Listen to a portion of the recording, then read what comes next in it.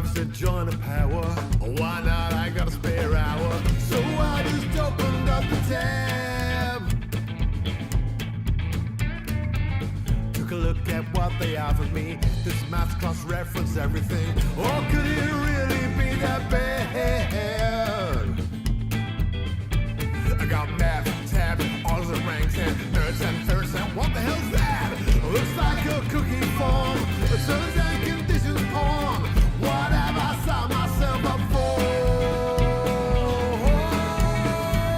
'Cause I can't find the map that shows me where do I take these items to. I'm looking for some mega ships, but they keep on hiding from my view. I see you.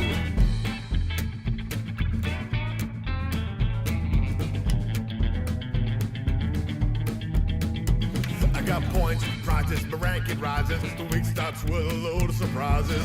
So I just head straight to Discord. Some guy has found a way to make 15 trillion minutes a day. I won't relog, I just get bored. I'm only here for the very best gear, prismatic shields and more I hear. So give me all the things, yeah, I will earn those wings. I don't need a hat or uniform, but I can't find the map that shows me where do I take these items to. I'm looking for some mega ships, but they keep on hiding from my view. It's true.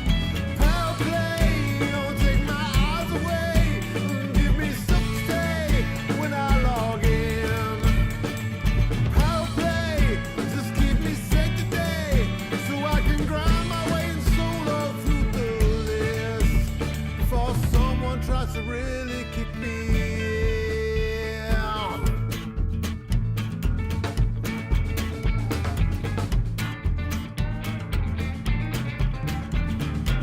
Heading into a hostile stronghold, got a squad all armed, we might be old, but we will give it all we got. We come to fight the good fight, who cares if it takes all night? We don't have wives or lives, oh shucks. My heart fills with hollow squares, I hit solid run by the sake, I'm scared. My fingers shaking, wow, I need my meds right now. This is the feeling, this is good. But I can't find the map that shows me where do I take these items to. Gank me, bless me, interdict me. You'll never shake me from this list. True. Help play, won't take my eyes away, and give me stuff to say when I log in. Said help play, just keep me safe today, so I can grind my way solo through the list before someone tries to kick me in. I'm a foreign that I've got to win.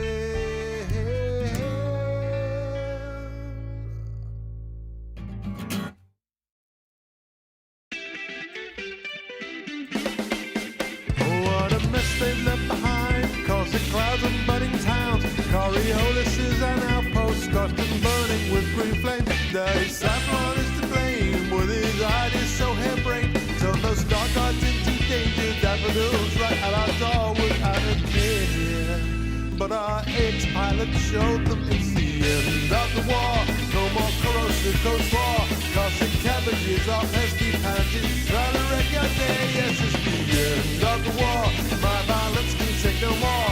I'm a billionaire who has no cares. Why should I keep my AX spares?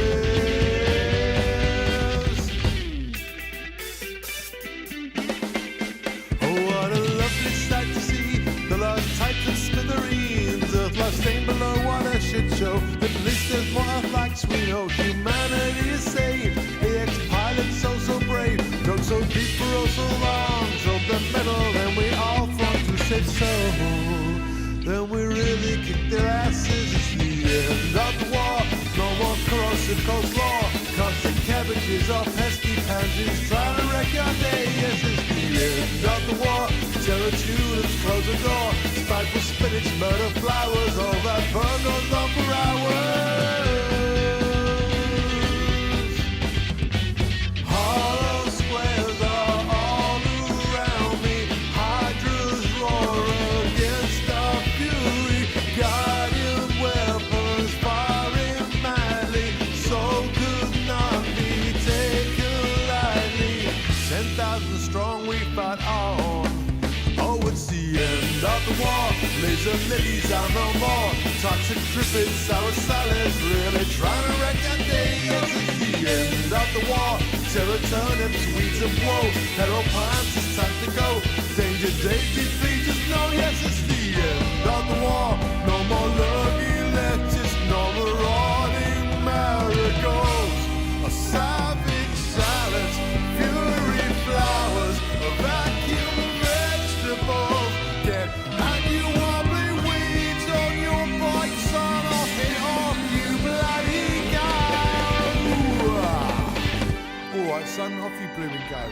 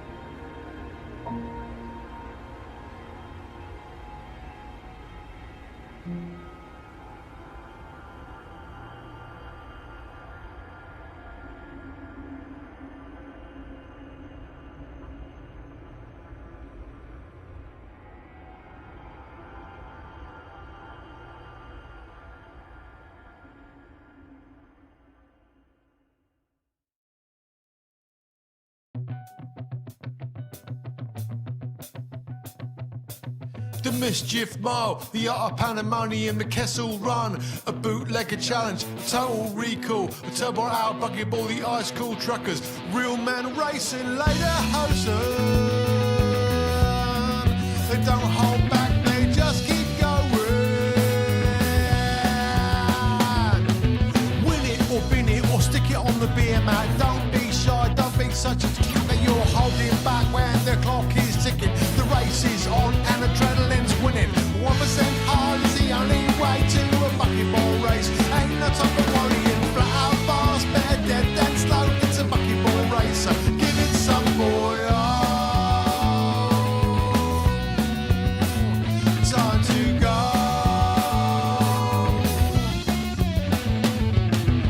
A cookie hole was fastest in the day. I've never seen him or shave black wood in the same instance. A curious, hey, could run a lot, he'd never let it lie. He would never let it lie. Dinner time and he'd just go out and beat it. Just go try. 1% hard is the only way to a bucketball race. Ain't no time for worrying. Flat out fast, better dead than slow. It's a bucketball race, so give it some boy. Fly being fast with the rocks near right. It's a bucketball race, so try or die, but don't be safe. Yes, to get on the beer man. Bucketball racers never fear that. You gotta win it or bin it. You gotta win it or bin it.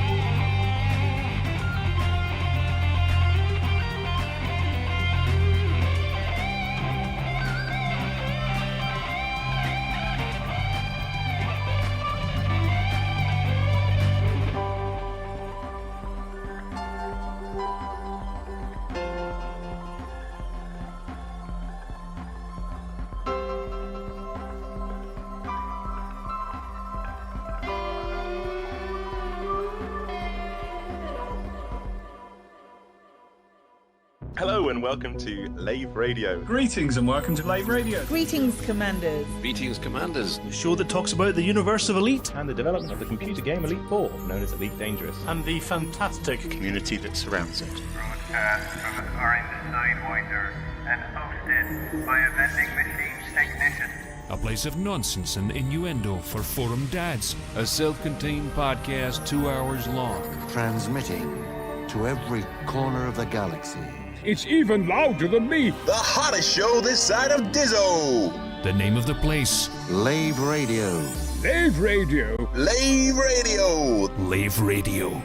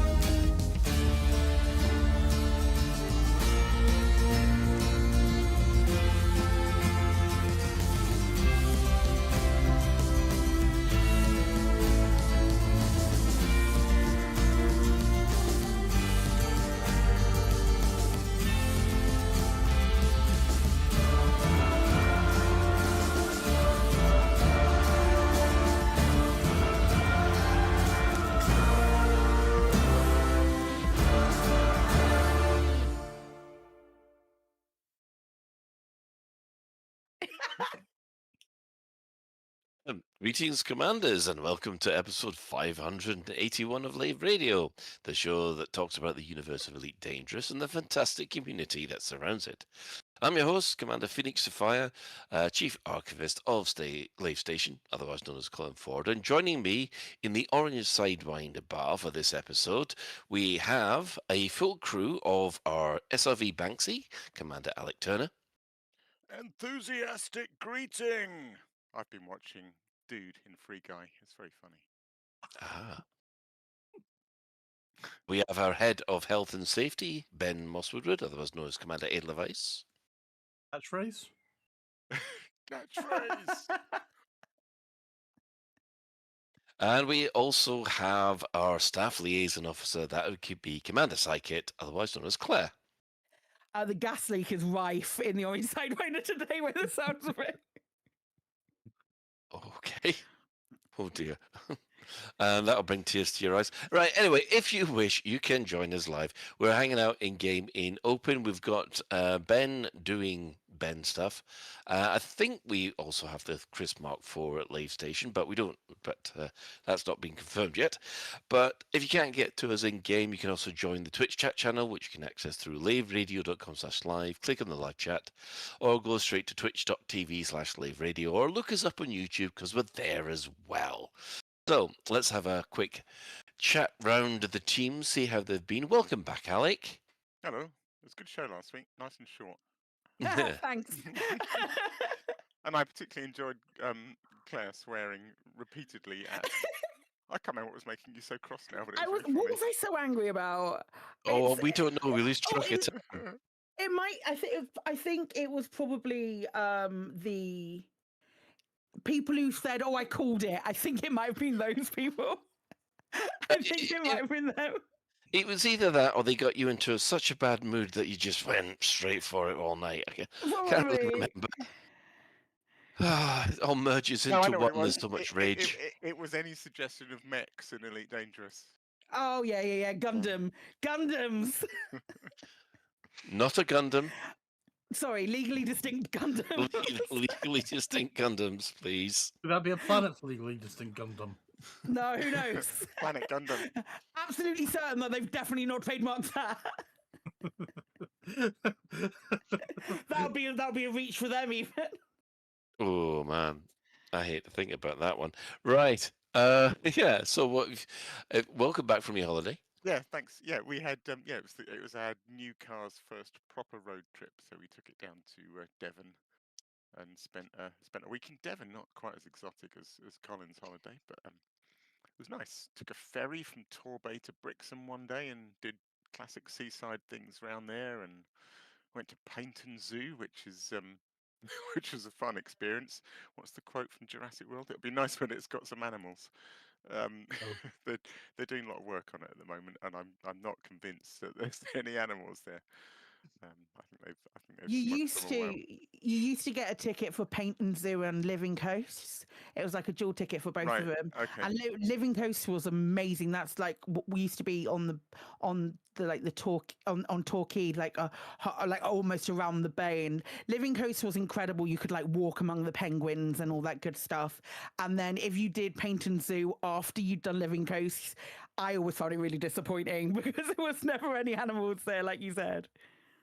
Is there a possibility we're wasting our breath? People in chat saying they can't hear anything. Okay. Testing. That's okay. The audience are a bunch of complete cunts anyway. Wow, Ben. Oh, Whoa! Oh no, Wow! we can't hear anyone. They have to be if they're listening to us. Oh no, we can hear it. It's just quiet. It's just quiet. Okay. it's quiet. We'll just shout louder. Yeah. So yeah. I went to a really cool place as well called the World of Marbles. Does anyone know the World of Marbles? Yes. No? Famous. It's cool, isn't it? Yes, I know. As someone who spent like nearly all of her formative years in Devon, yes, I know the world of marbles. Excellent. I really enjoyed it. I thought it was super cool. Really nice cafe, but the sort of 2-story high billiard ball marble run is something to behold. That sounds amazing. Can you play with it? Is the question. No, you can press the button that makes it start, Oh.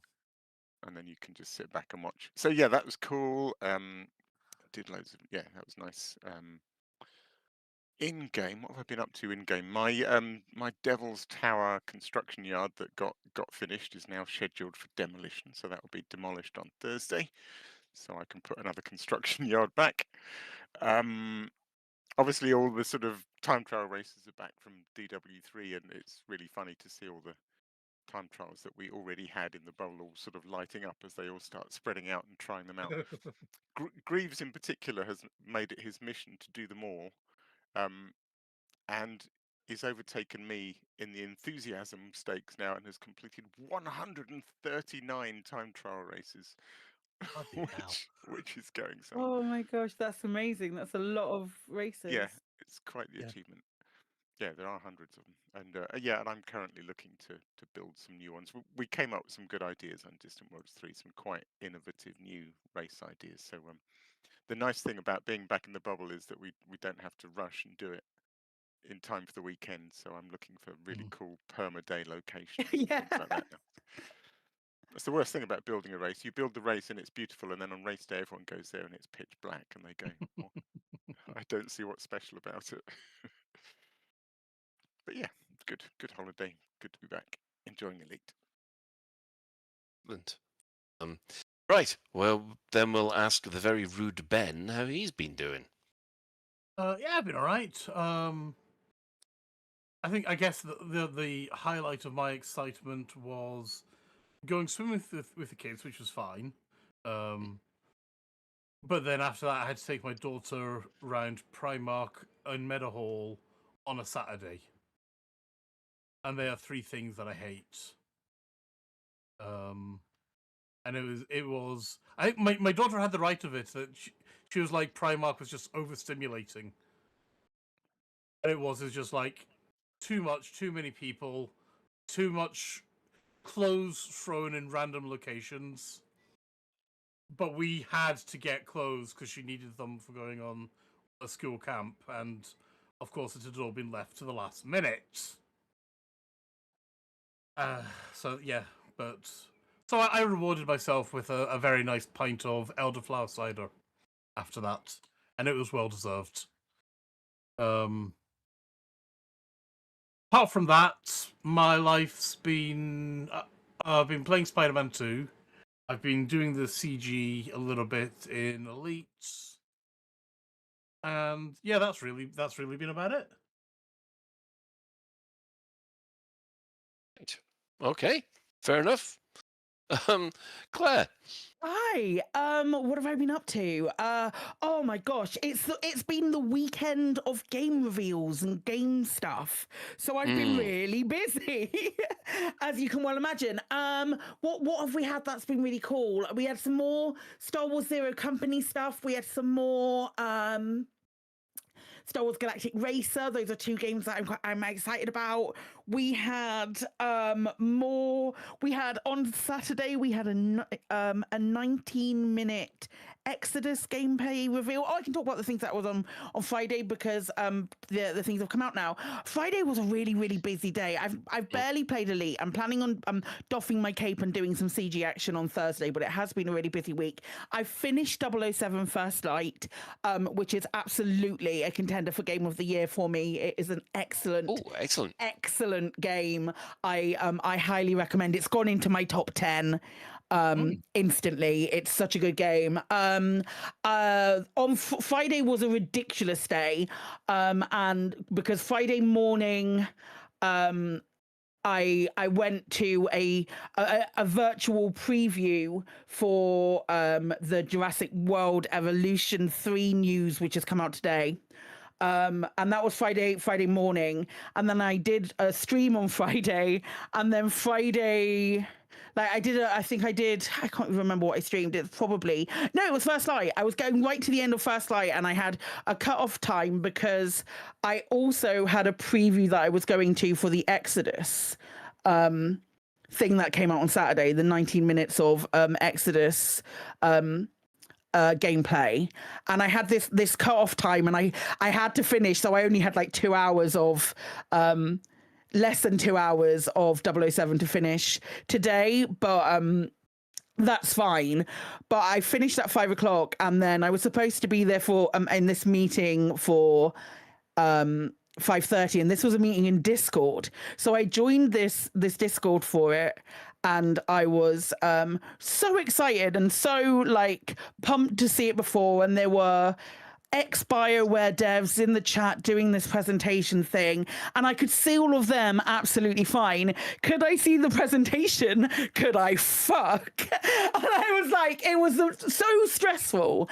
And you know, when you're having, there were some stressful things that are going on, and there's loads of different like weird health things that are going on with friends and relations that I'm not at liberty to talk about, but when you get to something, and like I tried to make everything work with this presentation, being able to see it, and it got to a point where I could see it in like 5-second increments, and then I just have to refresh the browser and those kind of things, and I was just like, oh my God, what am I supposed to do with this? And it got to the end, and they went, well, thanks for coming, guys, okay, bye. And I have never been more like, I've never been more like so close to tears instantly on the back of it. But bless them, they knew there were some of us having problems, and they literally invited us back to another thing where they showed us it straight away,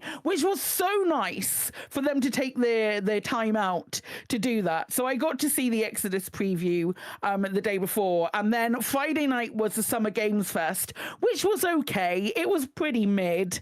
There weren't like big announcements, but at least Jeff didn't talk about High Guard 2 or anything like that. And then there's been some really nice stuff over the weekend. We got more Planet Zoo information.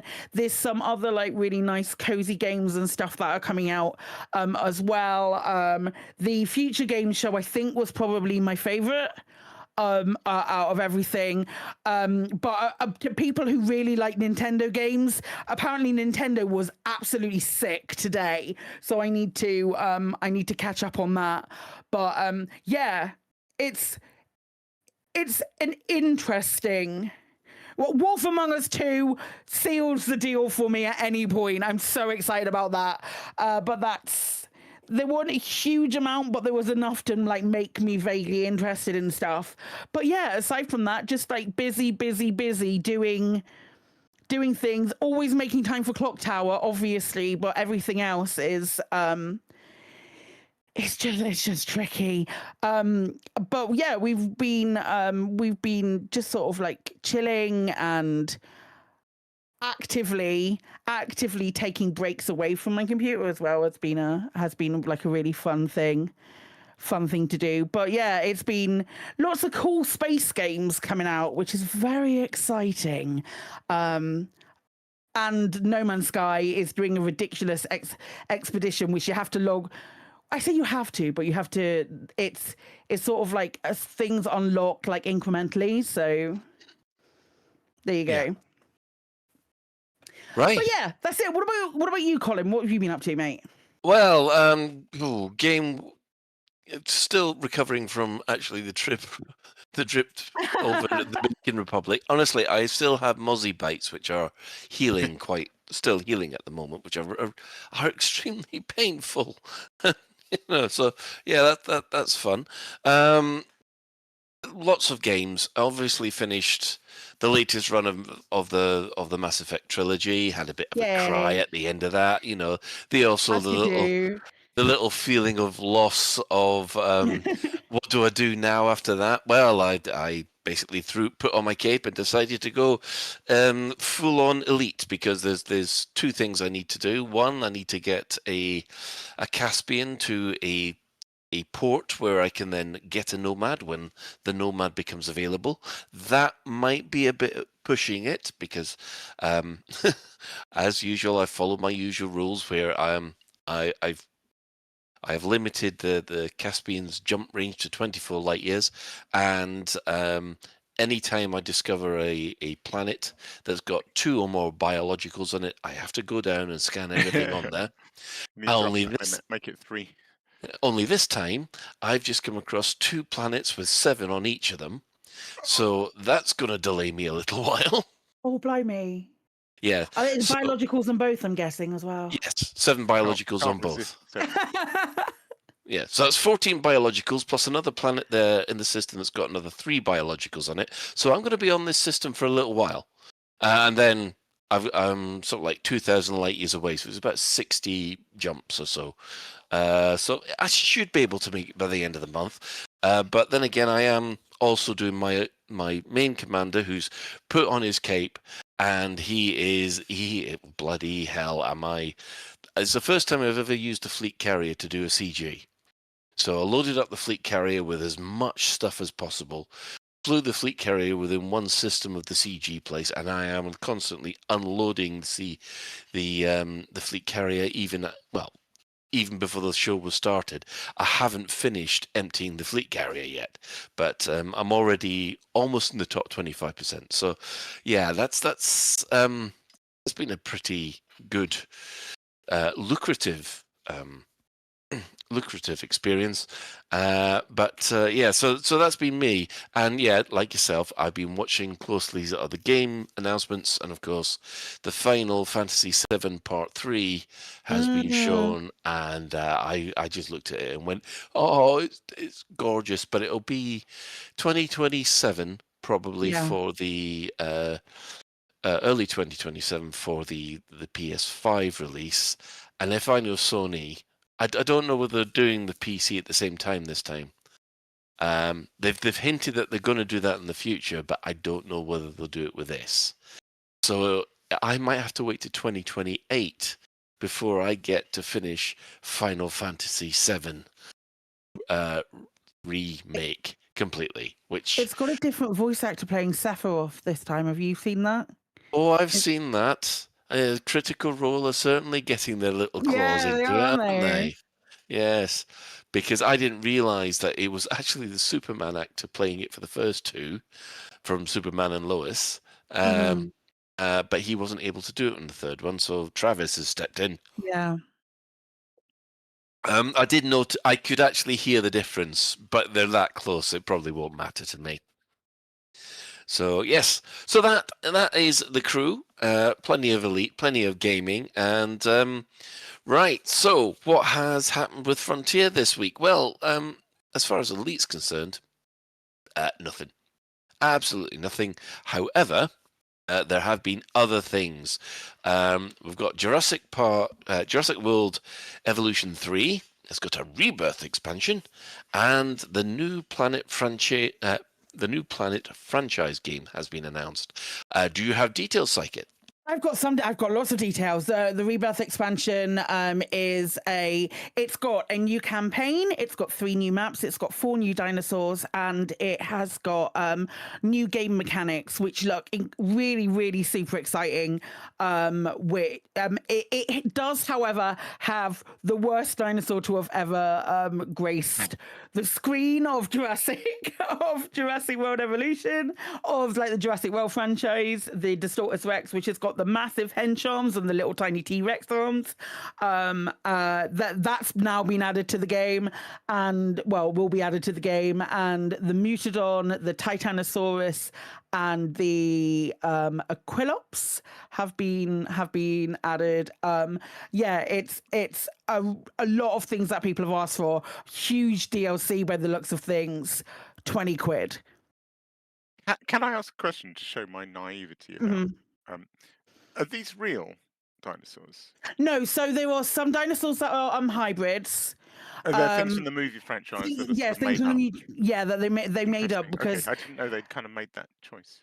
yeah, I'm not keen on that choice because there's so many other amazing dinosaurs that could be added. Didn't Michael Brooks talk passionately about how it was real? Anyway, never mind. Maybe it was back in the day.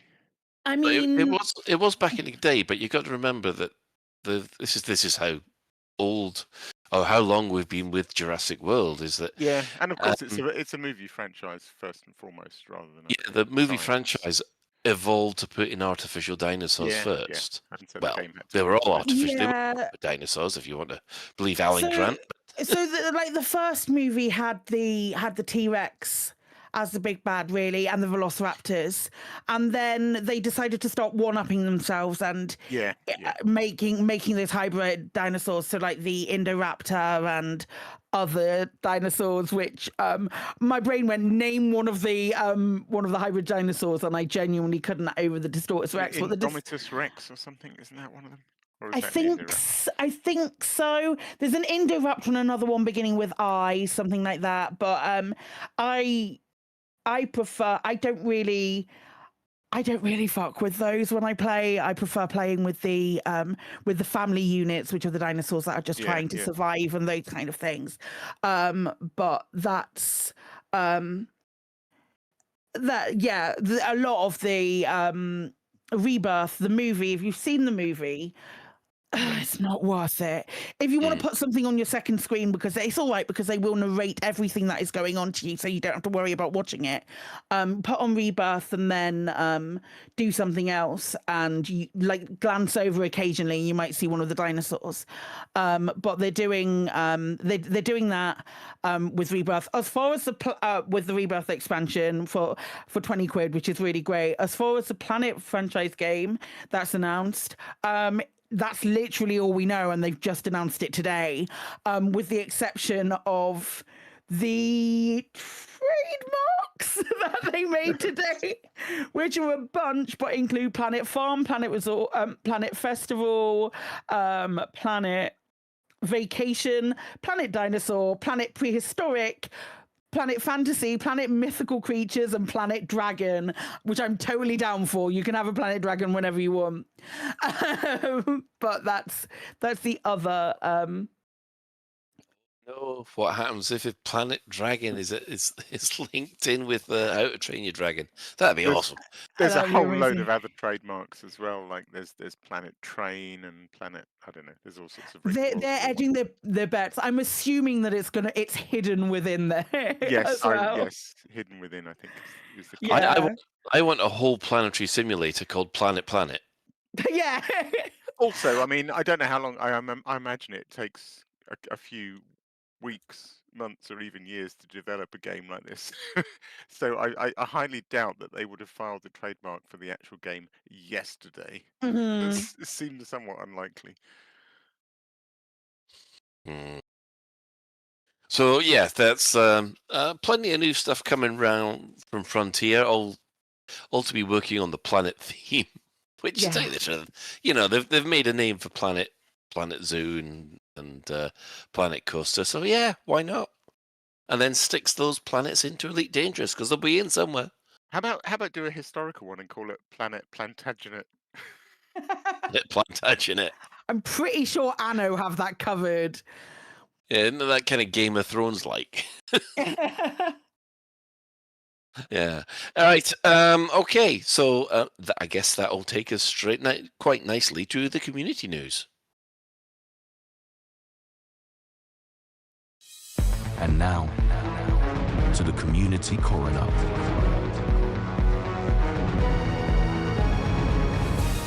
It's a dead game, innit, mate? I feel like I ain't been back that long, so I have picked up a few really interesting things this week. Actually, they're all actually they're not all videos. I was going to say they're all videos, but there's more to quite a few of these than that. Right, start off. There is some Distant Worlds 3 overspill as videos continue to rumble on, of which I'm guilty, but I'm not featuring that today. So there's a video by Lolov Gaming called Distant Worlds 3 Part 15, The End, Speech and Fireworks, that I really enjoyed, particularly for the epic fireworks sequence at the end that's soundtracked by Pink Floyd. I mean, Elite Dangerous Fireworks and Pink Floyd for 5 minutes, what's not to like? It's superb. So there's that. Right, the next thing I want to highlight is I'm super excited about. A few of these I'm super excited about. So initially, I was going to feature a video called Distant Worlds 360 by Boku Fish, who we've mentioned before. It's a really nice video of some Distant Worlds 3 shots. But what's really striking about it is that it features an anaconda flying through a whole bunch of different Distant Worlds 3 scenarios, amazing vistas. And the camera is panning around the anaconda, more or less in constant motion.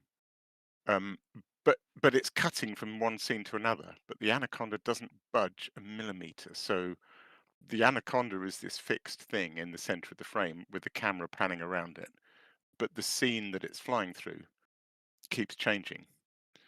And it's wonderful. And I was watching it thinking, how the hell has he done that? And I was thinking how I would do it, like the way to break the fourth wall for a minute, the way I do some of my little SRV sketches is I float a semi-transparent image over the top, so I've got something to trace. And I was thinking, well, maybe he's got an image of the anaconda, so he knows where to line up the next camera shot, so that when he does the fade in the editing suite, the anaconda is in exactly the same position in the two shots. But no, it turns out it's way cleverer than that, and really super exciting. And there's another video that I will include in the show notes as well, called Tech Demo Virtual Motion Control, also by Boku Fish. And what he's done is, with the combination of people might be familiar with a thing called VJoy, which is a virtual joystick driver, and then also a thing called Joystick Gremlin, which lets you do things like set up curves and things on your joystick.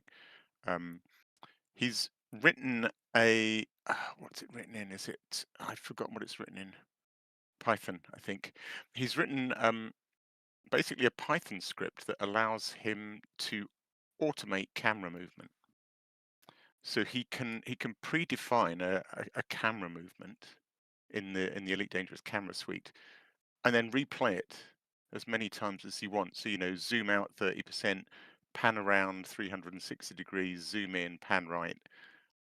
And he can just replay that. So he just, every time he's in an interesting place, he sets the camera rolling, he runs his motion control, it runs the same camera movements, and then he can put together a compilation like this. And the end result is stunning. So yeah, give both of those a watch. Watch the tech demo and watch the end result of Distant Worlds 360. That's so cool. Yeah, it's super fantastic. I can imagine there will be people out there, hopefully listening to this, that will be really interested in that. I think it's wonderful, and I'm already thinking of things that I wouldn't mind trying it for myself. I think he's up for other people having the software and trying it for themselves if they want. So I don't know, get in contact via YouTube comments, I guess. But yeah, it's super cool.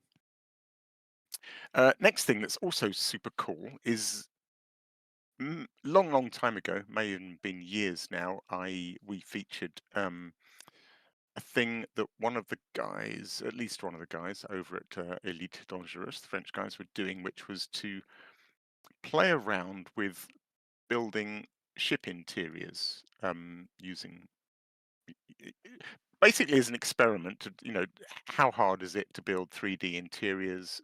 What can we do with them? How can we make them interesting? There's always so much discussion around Elite Dangerous ship interiors. So we thought, well, what happens if I go ahead and develop a version of that so I can play around with it? What can people do if they had ship interiors?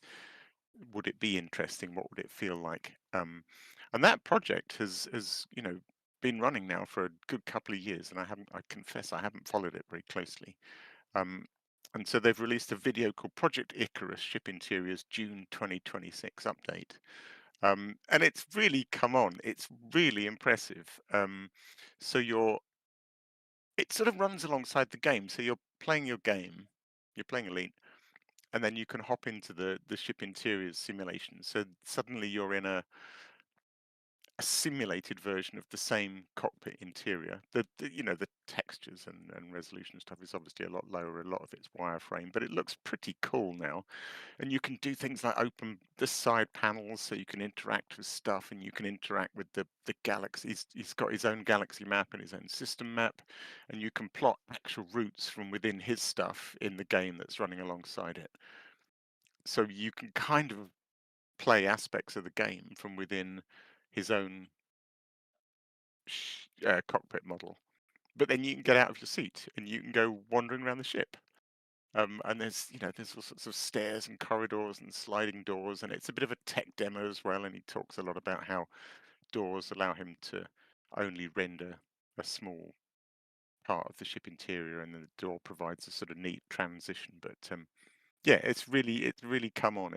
There's so many cool things. He does a nice little demo at the end where he in the actual game he buys coffee from a trade market, and then he switches to his ship interior and goes down to the cargo bay where there's a canister of coffee, and then he has to carry it back up to the cabin and sort of drop it in the cabin to to sort of finish the transaction. So he's thinking of games he can do, and it's really cool. It's really cool. Right, third of the big projects I was going to shout out. I've mentioned this one before. This is by Pseudo Crondor. And the two videos that I've got links for is Elite Dangerous Sci-Fi Inspired Ship Computer, Elite Intel V1, and then there's a follow-up called What Elite Intel Can and Can't Do, a Q&A with pro tips. So this is basically a kind of, it's the idea of like voice attack, I suppose, or where you can, talk to your ship and get it to do things and open panels and deploy gear and all that stuff and set pips and stuff. Except it's driven by an LLM. So instead of having to learn a bunch of catchphrases that your, voice attack understands, you can just have completely natural conversations with the co-pilot, I guess, and do all those usual things. So set pips and plot routes and ask it about trade routes and ask it where to go and find out stuff about your fleet carrier and how much stuff you've got in the hold. And so you can just chat with it. And as with LLMs, it's kind of got this nice sense of context. So having asked it one thing, you can just say something like "go there," and it knows that you mean you now want to plot a jump to the place you were just talking about. It's really cool. There's a couple of really nice long videos that really show it off, and it's fantastic. And it works on Linux. I think it was originally developed for Linux, but it works on Linux and Windows. It supports use of.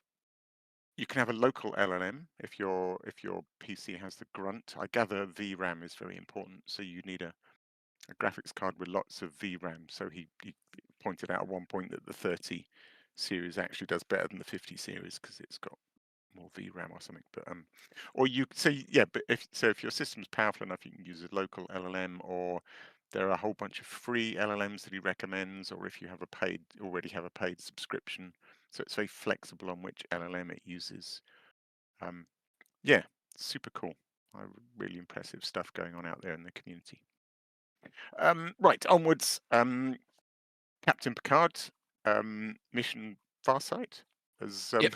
I quite like the post. He's basically confirmed that his 5-year mission to explore the galaxy has now been extended into its 11th year, Incredible. which is outrageous and amazing. I think he's exploring the south side of the galaxy at the moment. I think that's the next project. Well, not that he hasn't explored it all 100 times over, but going south again. So yeah, amazing stuff. Follow Captain Picard, I guess, on Blue Sky these, or is it still only on X? I don't know. I think it is just only on X. I've I've not seen him on Blue Sky. Well, there you go. There's a reason. There's still a reason to be on X, so you can follow Captain Picard. Amazing stuff. Right, a couple of other bits of news. Distant Worlds 3 official embroidered patches. Orders are being taken for the official embroidered patches while stocks last. I guess everyone that's interested should already be in the FleetCom Discord, and there was an announcement in DW3 announcements with a link to a form that you have to fill in to say how many of those you want and which sort you want.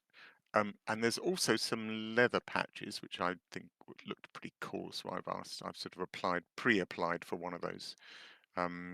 I think those are starting to ship in the US, but they're having some problems with international shipping. So if you've pre-ordered one of the DW3 leather patches, then I think sit tight, because they're sorting out how to do international shipping, but they're super cool. And the last bit of, I don't know if you want to feature this later, Colin, or if I just want to mention it now, but it's stuff about Power Play, I suppose. Yeah. Okay. We'll move that into Power Play section. Yeah, because, maybe put it after Power Play. Yeah, because it's got an impact, as people will see when we get to the Power Play rankings, which won't be too long. Yes, so if you have a community event taking place soon and you'd like us to shout about it across the airways, tweet or Blue Sky the crew at Lave Radio, email us at info@laveradio.com, or drop us a suggestion into the community corner channel of our Discord. Otherwise, Alec will hunt you down when he's not on holiday. Did you like our rushed one last week, Alec? I liked it very much. I thought it was a very efficient community corner. Excellent. Right. I might go on holiday more and just let you do that. It seemed. Let me blind panic at 8 o'clock. Do you mean me? We couldn't do that. Not us. Oh, well, there's interesting. Travis wasn't the Superman I thought he was. Never mind. Right. In-game events this week. What has been happening this week? Well, there's only been one event on Galnet, and that is the announcement on the 4th of June that Frontline Solutions announces the expansion of services due to the ongoing increase of pirate threat. So, yeah, it's a high-paying CG. Polymers, superconductors, and aluminium are required, which the last two make you a lot of money. So, yep, you got another day and a bit to go. We're up at level 3. 14,000 people are playing it at the moment, which is quite high. And you get a post. I think I can only describe this as, I think it's going to be a post office red Panther Clipper skin or a post office red Type 8 skin. So worth it if you've also got a black and white cat. So I won't after today. So yeah, I mean, don your cape. It's actually got a week and a day left. Oh, it's the week and a day left. Yeah, Oh. I was just pulling up to check. It's a week and a day left. I was like, I'm planning on doing it on Thursday. I don't want it to have run out by then. My panic was like, oh, schedule change. But yeah, no, it's a week and a day. Excellent. Right. Well, if that's the case, then I guess we'll have to go for the Power Play rankings.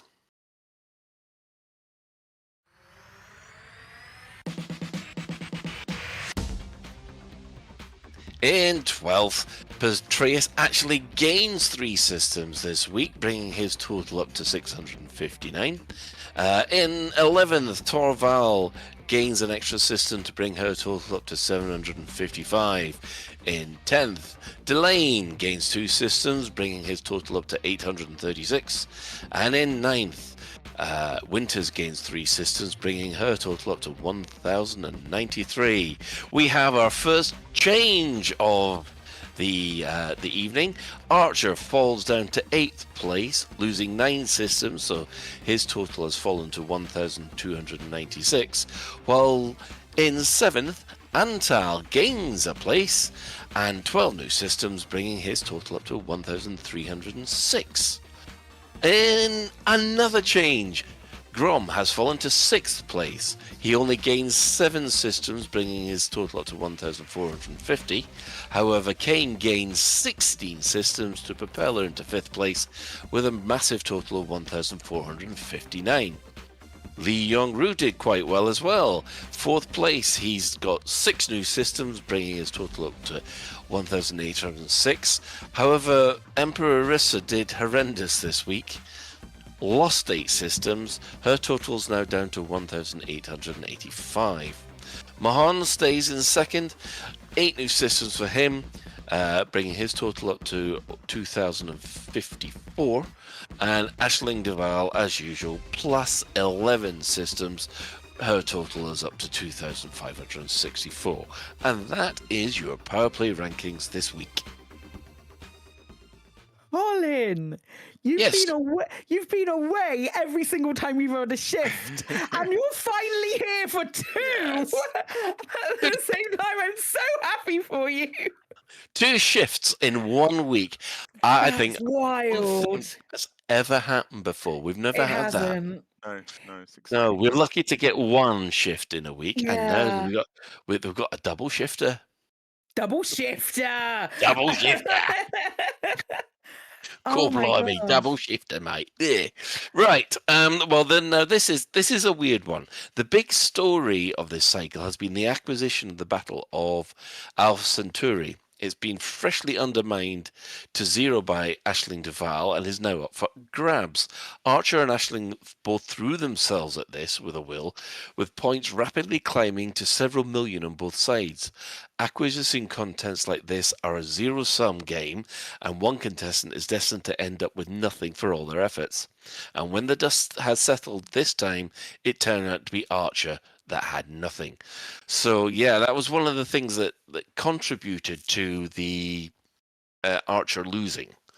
Is that a lot of effort was put into trying to gain this system or retain this system, and yeah, they lost it.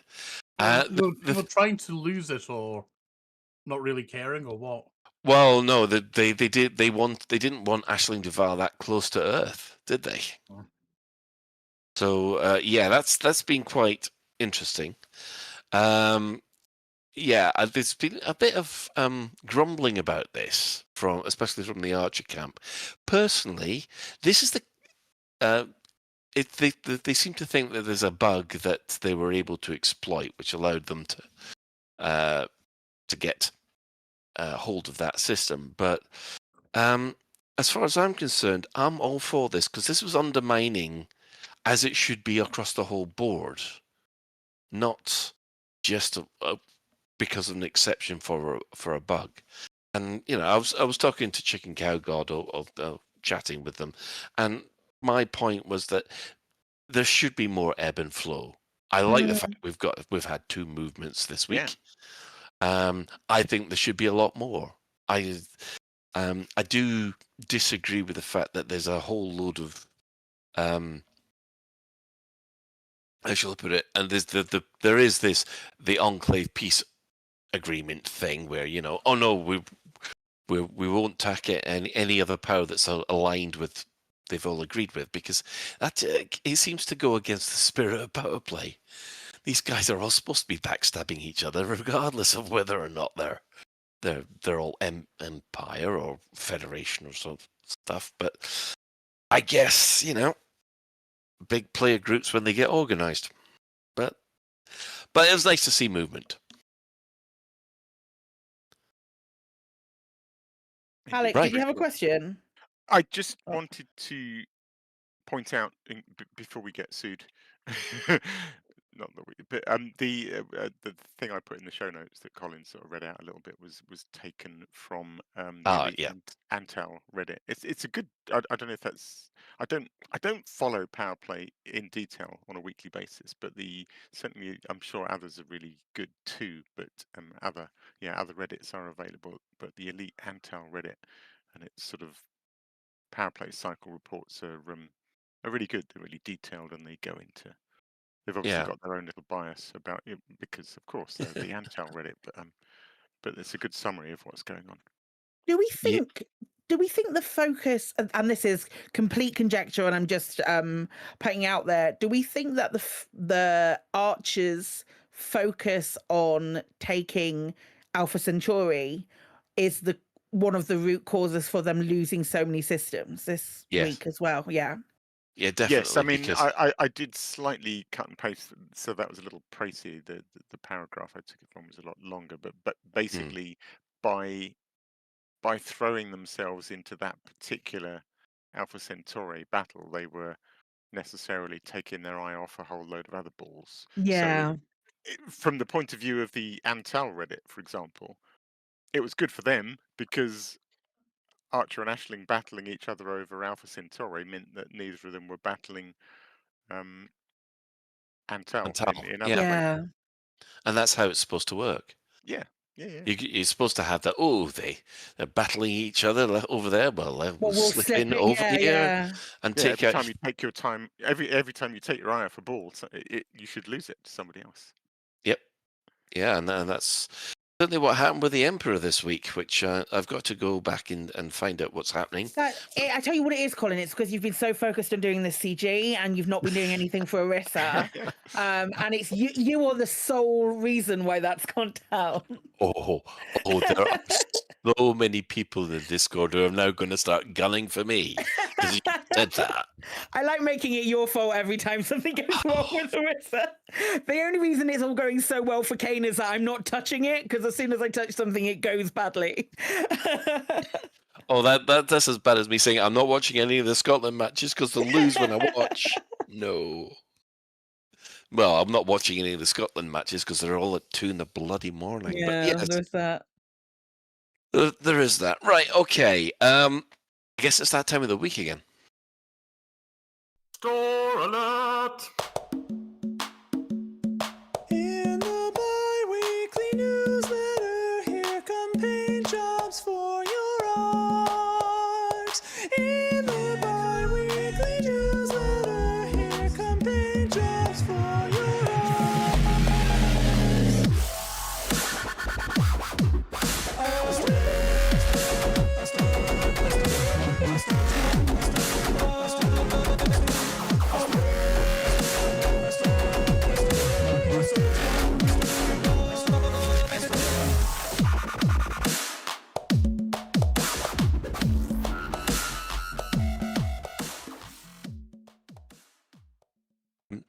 On the subject of the store alert, we had some comments in Spotify all saying, I don't know what's wrong, but the store alert song was in a different language this week. I don't understand. So I've had to explain that thanks to the wonderful JN Trax who does the store alert song, which is based on The Lion Sleeps Tonight, he went a bit mad and decided to do a dubstep one because we mentioned it one week, and then the other week, of course, he got his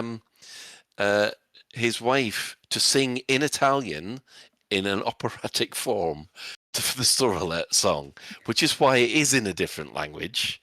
And it is still awesome every time we hear it. What So- hey, Jay and Trax, do a hillbilly one. Thanks, bye. Oh God, no. That's They're on there.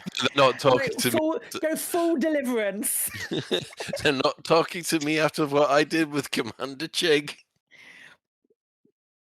Ah, dear. Anyway,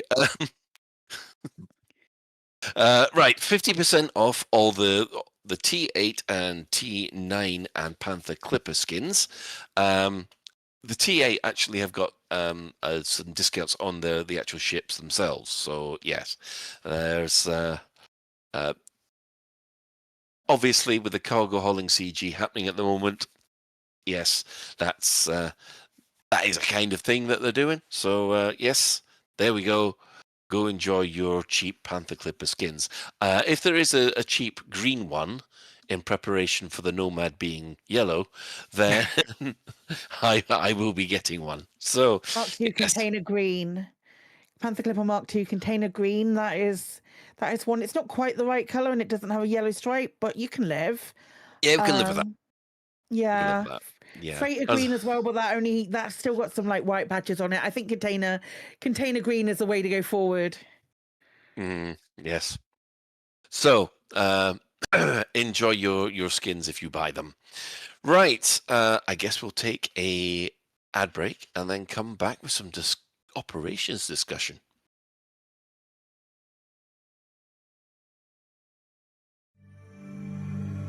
Want to tour the frontier? Travel with Colmac Reeve and our new fleet of passenger starliners.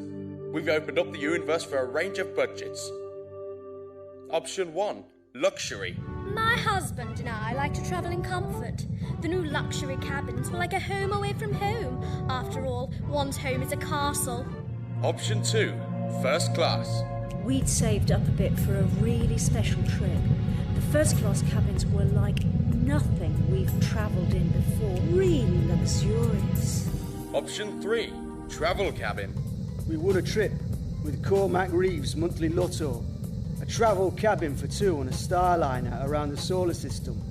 Once in a lifetime for us. Simply amazing. Option 4, basic accommodation. Me and my mates just wanted to hitch around the universe. It's so great that we have the option of getting a really cheap cabin to see the sights. It saved us loads. And for the budget conscious and slaves, we have our cheapest option yet. Well, I needed a... And we won't sell any of those frozen passengers into slavery, I promise. Colmac Reeves all budget tours, seeing the galaxy from luxury to freezing tubes.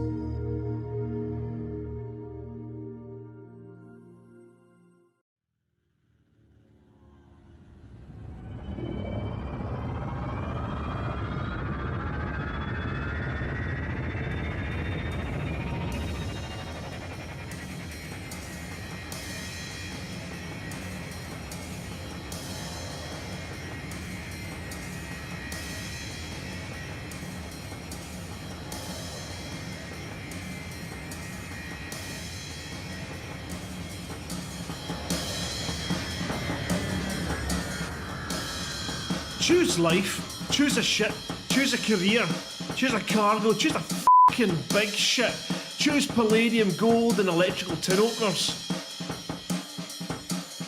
Choose good health, low cholesterol and ship insurance, choose fixed interest loan repayments, choose a space station, choose your friends.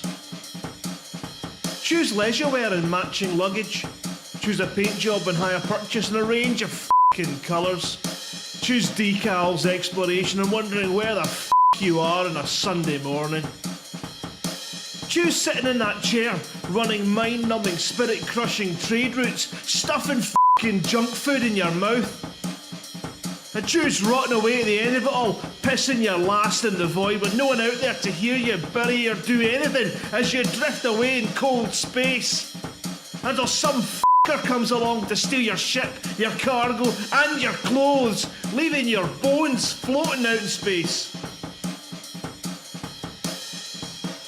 Choose your future. Choose life. But why would I want to do a thing like that? I choose not to choose life. I chose something else. And the reasons? There are no reasons. Who needs reasons when you've got onion head?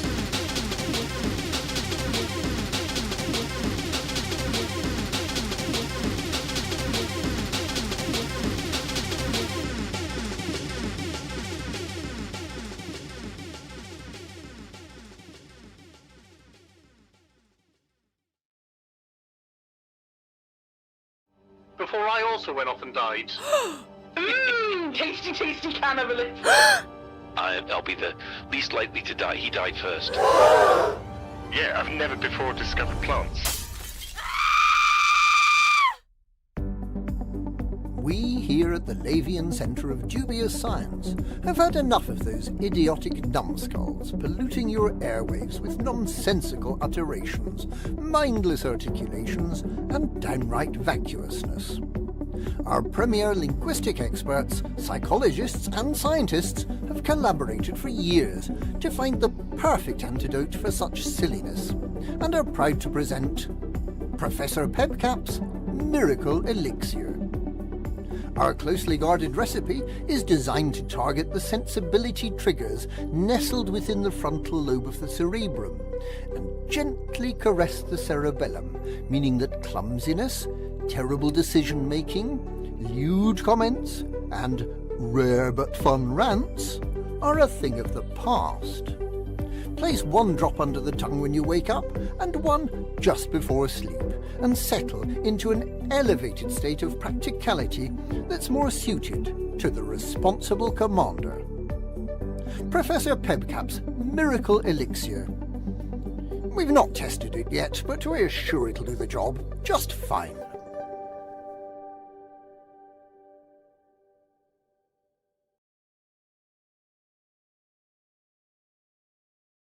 And welcome back. I do get the feeling that we do think that Pete would be an absolute fantastic book in the Hitchhiker's Guide to the Galaxy. But yes. Well, we've finally got there. We've finally got a chance to talk about operations. We've been putting this off for quite a while until we get our full crew. Throwing us curveballs, lighting changes, new ships. I know. So, yeah, this is our first. The Frontier at the end of April gave us a bit of a deep dive about the fact that we're getting 6 of these operations coming along. And then last couple of weeks ago, they actually went into even more detail with Operation Firestorm Rescue. So, apparently, just to give people a quick overview, we've got every operation seems to have multiple stages with a wide range of challenges at a different difficulty level, of which they've clarified as being 2 difficulty levels. Easy, hard. Easy and hard, yes. And the scenarios, which will be available to the commanders, are we've got Operation Firestorm Rescue, which is the one they went into a great deal of detail with. We'll touch on that in a bit. You've got Counterattack, where you infiltrate a recently attacked megaship and learn who's responsible for the chaos, travel to their base and goad them into a fight to take them down. I get the feeling that might be flight and on foot. So yeah, I should clarify at this point, they've said that some of them are exclusive flight, some of them are exclusively on foot, and some are a mixture of both.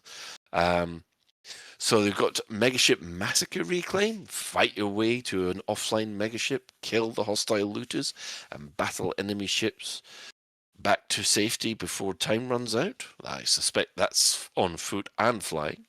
They got the Megaship Massacre Strike, which is sneak into a megaship, take out hostile crew members as the clock clicks down, and then let people who hired you take over. Maybe on foot only. We've got Surface Rescue. This sounds on foot.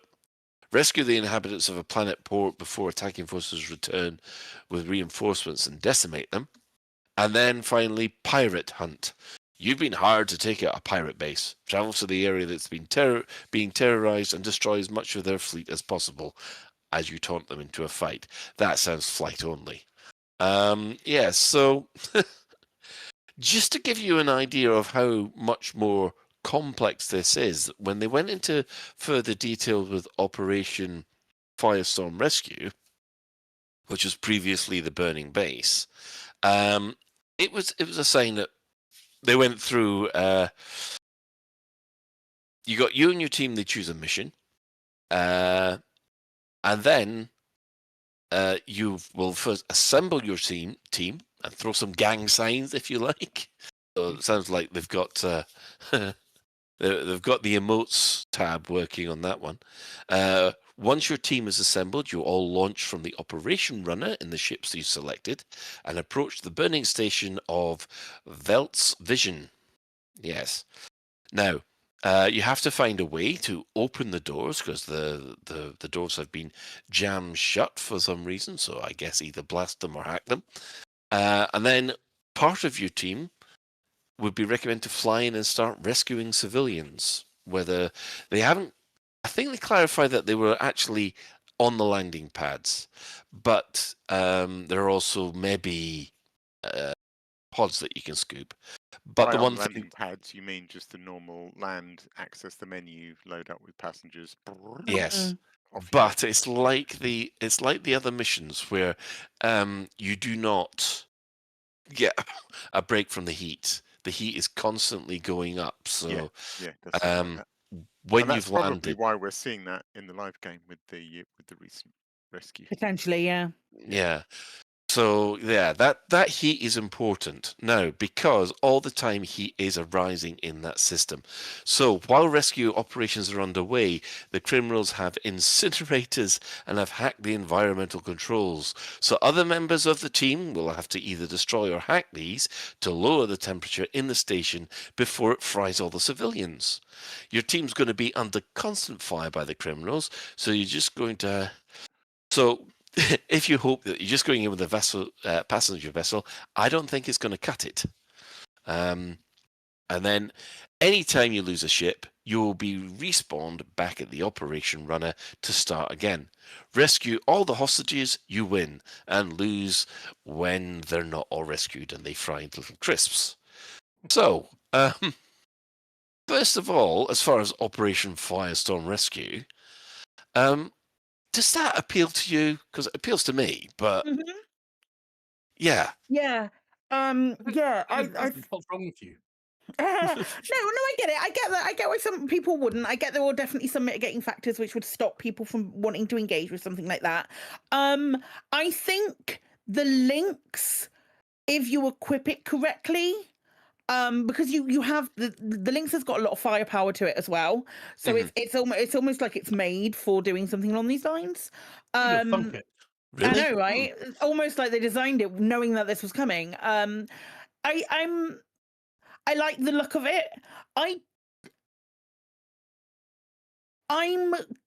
have a little bit of a concern about replay value. Because this seems very much, these are all of the steps that can possibly occur. If you're going in a group, you can play it once as a rescuer and then once as a support, and then you're pretty much done. Yeah, it's a bit, I mean, like for example, hacking the doors is going to feel a lot like hacking hollow ads. Oh you yeah. know, so yeah. So I think you're right. I see what you're saying there, Si, but then how many times do you go and rescue random people?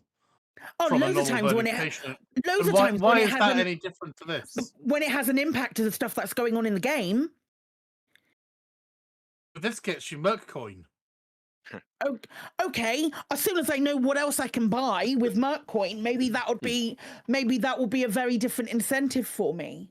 Yeah, because they've said that the Merc coin, is, or the F bucks as we're calling them, they're going to be used for something. But they've also implied that that if you run, I got a sneaky suspicion there'll be a sort of like a weekly or something like that, where if you can run through all the different operations in the week, you get an extra reward. There was a comment in the rewards, wasn't there, about weeklies, which we never Yeah, quite understood. a weekly bonus, something like that. I'm pretty sure it said somewhere. That might have been just on one of the pictures or something.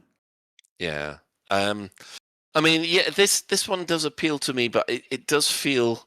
I mean, it's got the variation where you've got to hack the or blow up the doors and try and keep the temperature down. I mean, that is an extra variance, and it all depends on how good the enemy pilots are.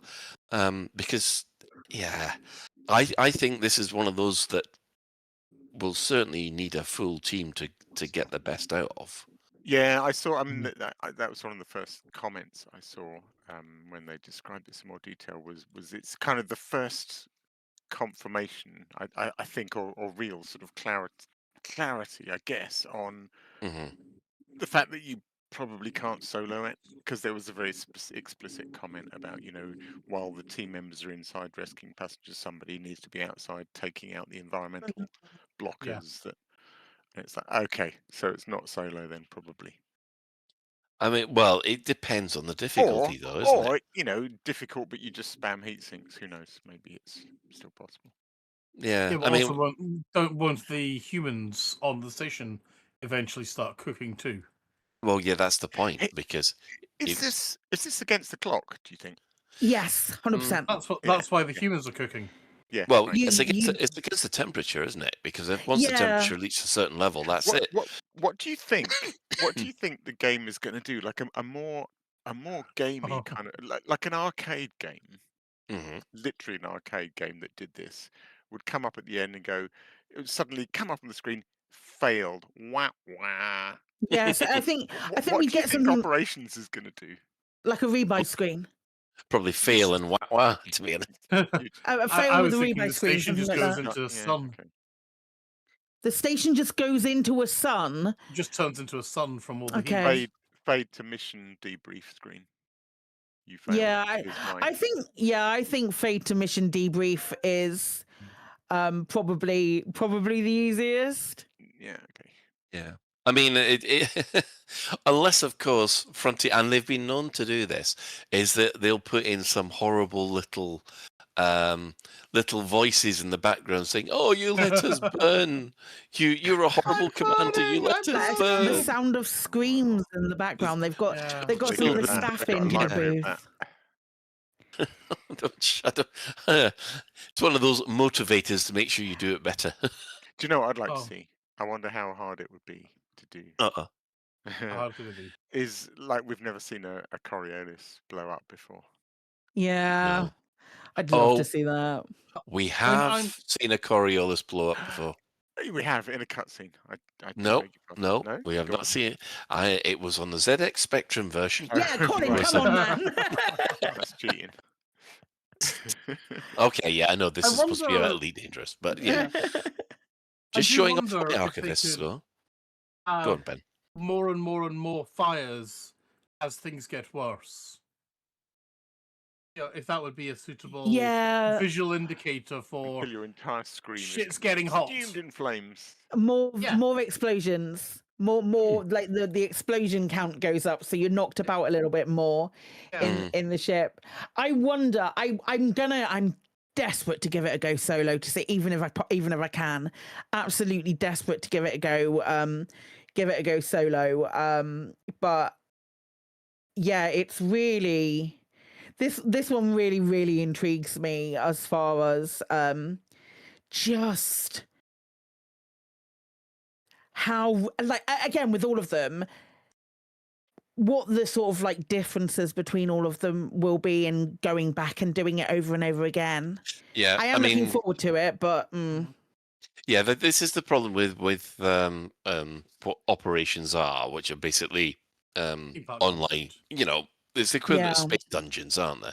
Where you'll have people who'll have come up with wikis for it within hours, and people will just then follow the wiki and then just farm it and farm it and farm it and farm it. I personally don't subscribe to that. I just would like them just to enjoy them as is. Which, yeah, from what I've seen from this one, I think that one will probably do me for a couple of weeks. But then again, I can come back to it at a later point. It's not going to go away. Yeah. And people are always saying, "Oh, I wish they'd put this part back in." Well, what happens if some of the operations did have simulations of the Thor attacking the Thargoid Titans again? Because that's missing from the game at the moment. It'd be nice to have the option to give it a try again. So yeah. That stuff come back. Yeah. So happily have that as a simulation. Yeah. So it'd be nice to see those. They've kind of implied it's a good way to re-put content that's missing, that's been removed from the game, back in. I don't know So that they have implied that. I think this is the thing that I keep hearing people from the community getting really excited about. Oh, we can have Thargoid missions again, and they can do Earth-like worlds and rolling. I don't think Oh, folks yeah. have said any of that, and I'm really trying not to get excited about the possibility of any of that happening. Because I Yeah, don't I think know. Frontier have hinted Yeah. at any of those ideas that the community have Well, got excited about. they have. Well, if you go on to the other missions, so we'll leave the Firestorm Rescue alone for the moment. We move on to counterattack. I mean, this one's quite interesting because it looks as if you've got to board an existing megaship in places where we haven't been before. So this Yeah. is Do you what think this is the everybody. one we've seen footage of? I know. I think that's. I think the one that we've seen footage of is actually the Megaship Massacre Reclaim or Megaship Massacre Strike. Oh yeah. Okay. Yeah. But this is one of the things where you infiltrate into a megaship, which means that bit will be on foot. Mm-hmm. And I don't know. It might be one of these ones where you just explore the new areas in the megaship that they've prepared for us. Maybe there might be something that drops down on you and kills you if you're not looking in the right place. But That's Alien. That's Alien Isolation. That's what you're talking about right there. You're wishful thinking Alien Isolation. You never know. They might have You left never know. little drop bears to surprise us or things like that. The new Trumbull, but it's got lots of teeth. It's the little spider guys from Settlement. What's it called? The ones with the moray eel mouth with lots of legs. No, Claire. Why are you just giving yourself nightmares at this point? Yeah. I mean, that's where they've got this thing of it's going to be on Earth-like worlds from, is because these can be isolated and created, then as little sections of the game world, Yeah. they don't have to be part of the actual planets themselves, so they can put in environments for that scenario that you wouldn't get to in the rest of the game. I guess again, I just wonder. I wonder how much easier it is to create an isolated Earth-like world than it is to just create Earth-like worlds. I would also add, if that is the case, that people are going to try and land on the other side of that planet. If you learn who's responsible for the chaos, and then you're traveling to their base, so that always when you start on the operations runner, so you have to fly somewhere initially in whatever ship you choose. So if you then travel to the base, traveling to that base implies that it will also be a planet. You're not going to be fade to black and sent there. There's no way that commanders aren't going to try and land on that other side of the planet and then get told, well, you're shit out of luck this time, mate. It's just not feasible. The thing that's already in the game, the SRV challenge scenario where you drive down a hill and scan a base, and it's a little mission to teach you to drive the SRV and head towards something and scan it. There's absolutely nothing to stop you, and I know because I've done it a lot of times. Turn in the opposite direction and just go and explore the planet. You don't have to. So, I mean, one of the things that I'm wondering is, say for counterattack here, we infiltrate a recently attacked megaship and learn who's responsible for the chaos, and then you travel to their base. What I'm thinking is because of the way that these operations are going to be controlled, I think for that you fly, have into the megaship, have a look around, find what you need to know. Then you've got to fly back to the operations runner. That's a and possibility. it will take you to the next. Right. Because the runner's a respawn point, so they want to move the respawn point to the next bit of the scenario. Next stage. I am getting sort of 80s classic arcade game vibes from Oh this, where God, you've got yeah. I see yeah, what you mean. complete stage 1, go on to stage 2. It's like sort of in Star Wars, fight the TIE fighters, then fly along the Death Star surface, then finally attack the trench and blow the ship up. I'm not complaining about this because I don't mind that at all. I don't mind it either. But yeah, so I mean, thoughts on counterattack then, folks?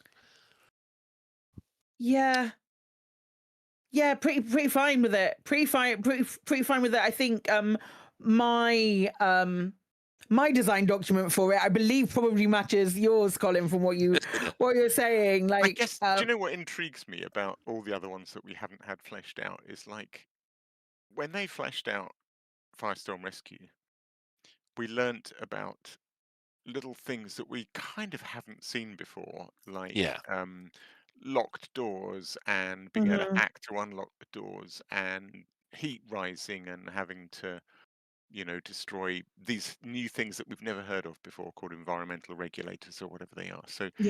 So I wonder for each of these other ones what little subtle details are in them.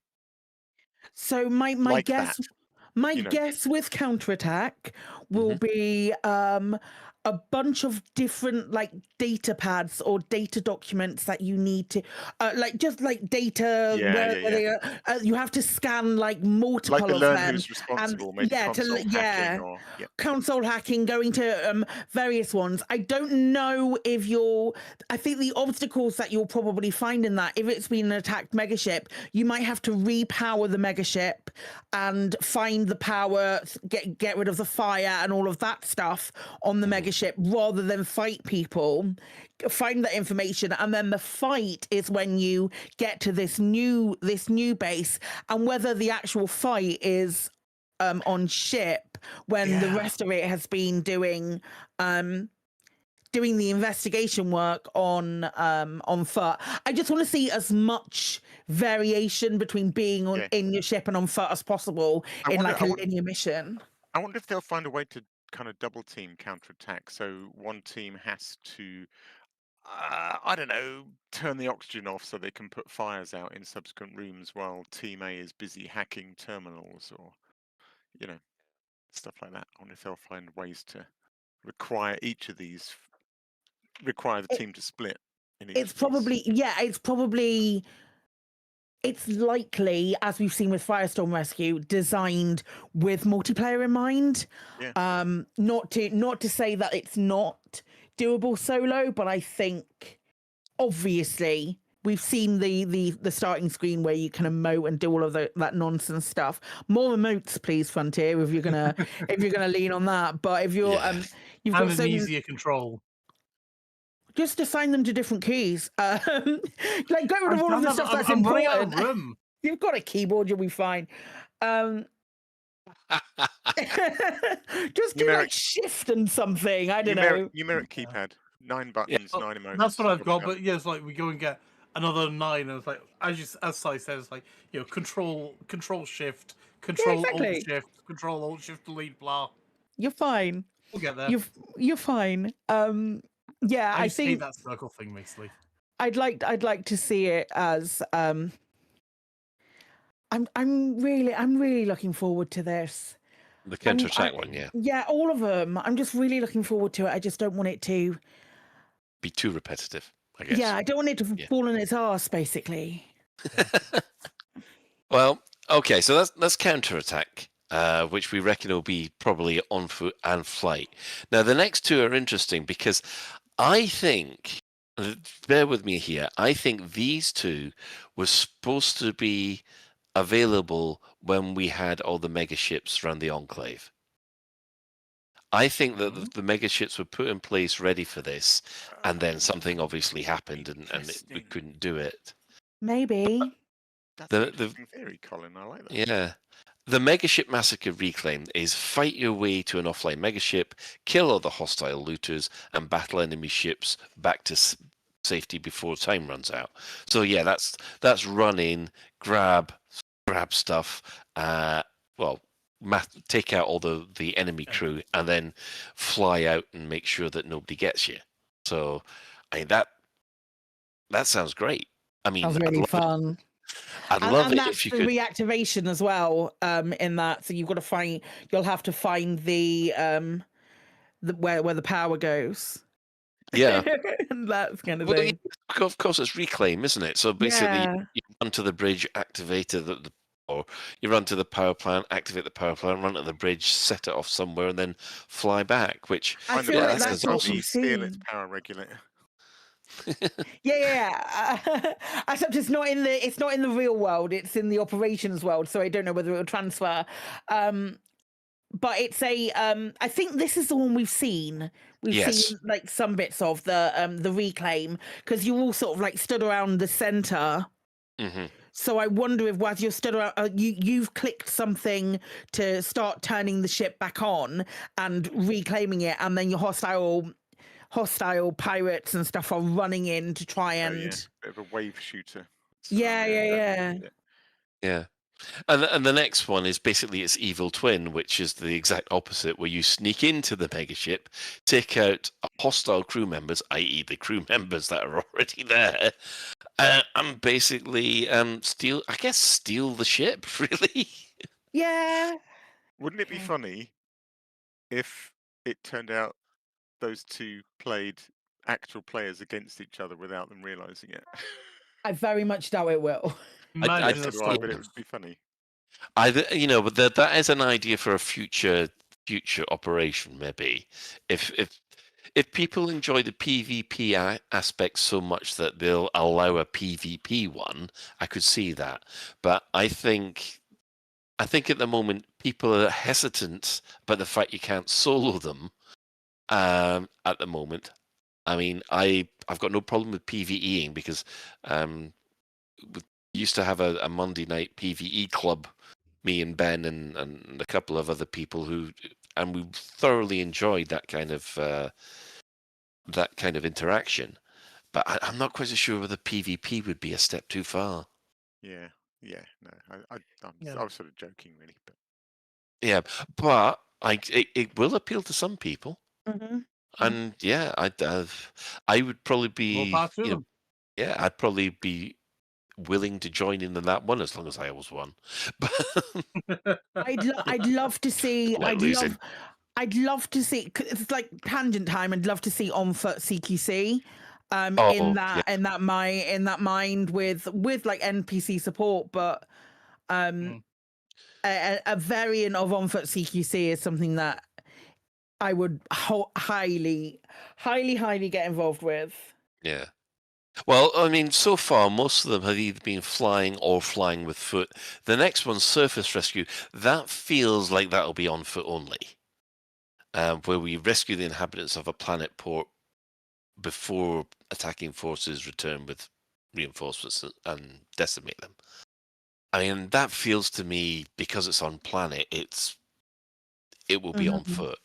And we'll probably be exploring parts of bases where we've never been allowed into before. Yeah, maybe. Probably. Maybe that's the one where we finally meet the AI-controlled NPC SRVs. Oh, that'd be nice. That's a pipe dream. Yeah. I mean, yeah, I'd love it if we were doing surface rescues, getting people from the planetary port into our ship while having to defend against other people attacking those. It's a bit of an escort mission, which I know that people say they love escort missions until they actually have to do them.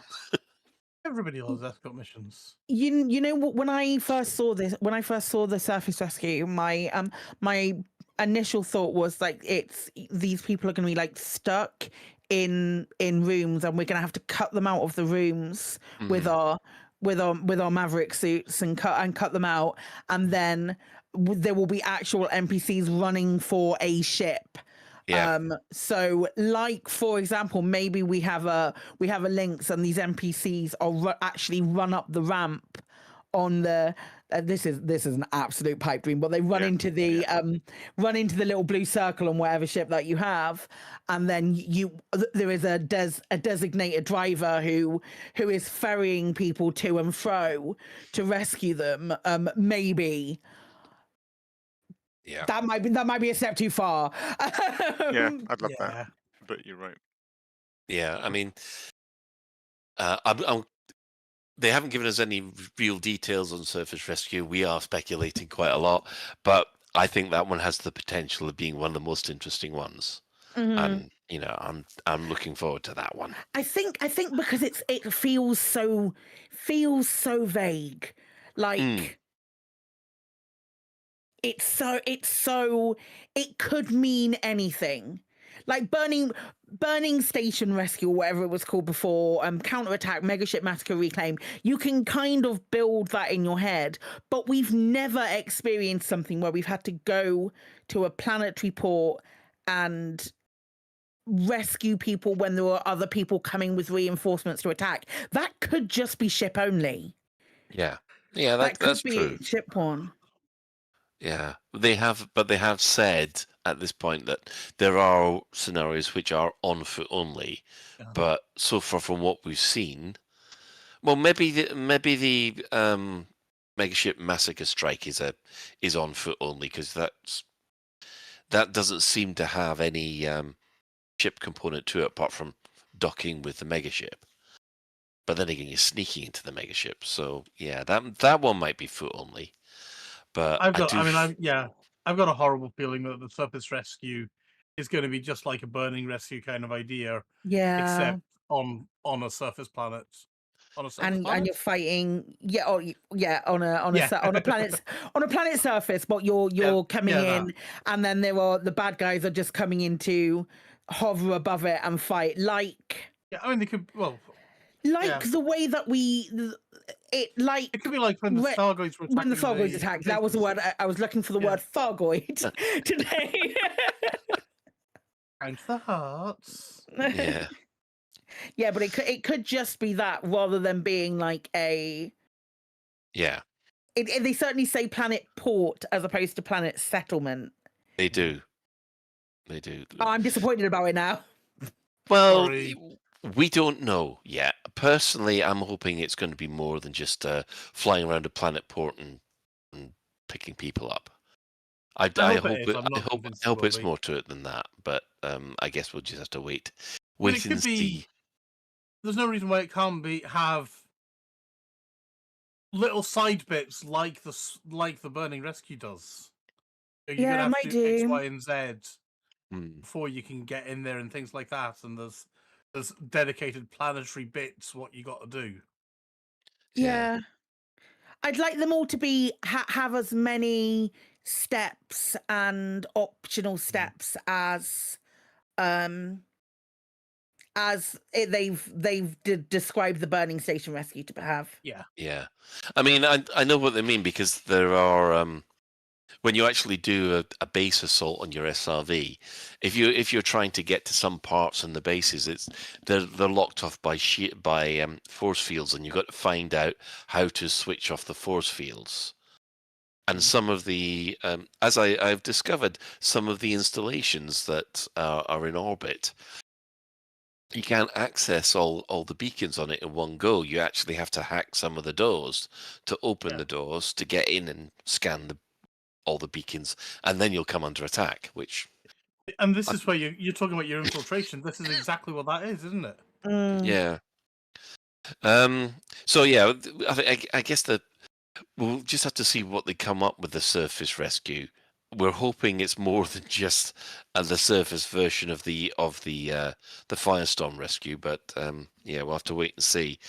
And finally, there is Pirate Hunt. Now, this one is probably going to be the closest to the arcade games of there is, and I think it's going to be flight only. You have been hired to take out a pirate boss. So travel to the area they've been terrorizing and destroy as much of their fleet as possible to taunt the boss into a fight. This sounds to me like basically wave after wave after wave until basically the guy turns until up. The boss turns up, yeah. Again, don't we already have this in the training scenario? I've not done any of the training scenarios. Does that actually exist? Yeah. Yeah. Well, maybe now it's multiplayer. But now it's multiplayer. Is that what they've done? They've just Maybe. We've rumbled them. Yeah, I mean, yeah, this is straightforward. I've ship-to-ship combat. I can't see any other way to do this unless you it's a case of you got to wipe out the pirate fleet. Then you find out where their base is. You dock with their base and then come out guns blazing looking for them. But yeah, you could have to go and kill all of his lieutenants Yeah. in the various warehouses, and then eventually, big boss wearing super mega mech In a suit or mech something suit. like that In a comes mech out suit, and like and it comes Here up- we he go. comes Here in a we Gundam. fucking go. in a Gundam, a legally distinct Gundam. Oh dear, yeah. It could be. It just probably isn't. I really hope that all 5 of these other ones, including Pirate Hunt, have a few little wrinkles that we Yeah. haven't heard about yet. Oh, as absolutely. a few little mechanisms that we, will have to do. I really hope so. Yeah. I mean, incidentally, from the I mean, it's pretty obvious for at least the Burning Rescue. You're going to need a combination of ships. You're not going to be able to all go in on fighters.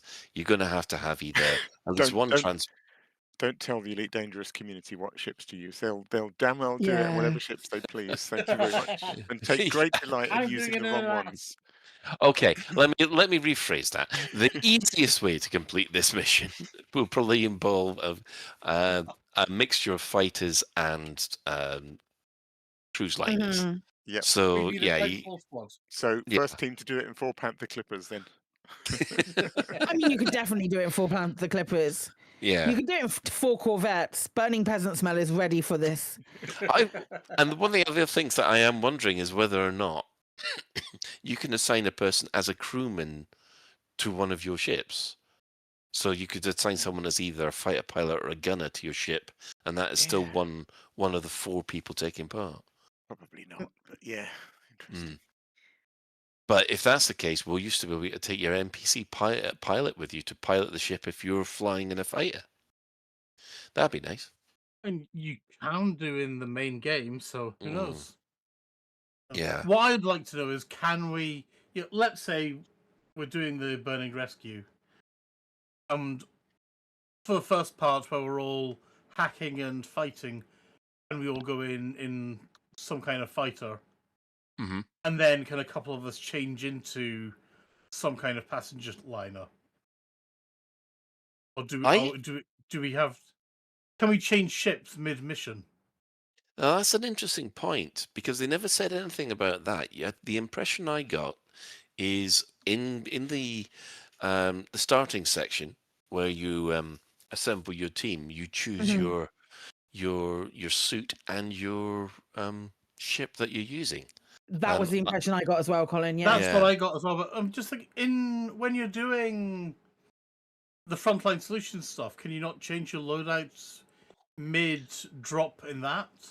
If you go and die, can you go and select what you want Yes, again? you can. Like if you fly down on your own ship and park your SUV. Oh, if you fly fine, down you- on your own Yeah. ship, but if you've Also, turned if up you're in the there, adder,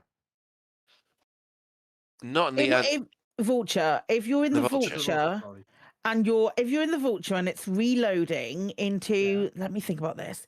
It's reloading. It's been so long since I've died in a front. I'm joking.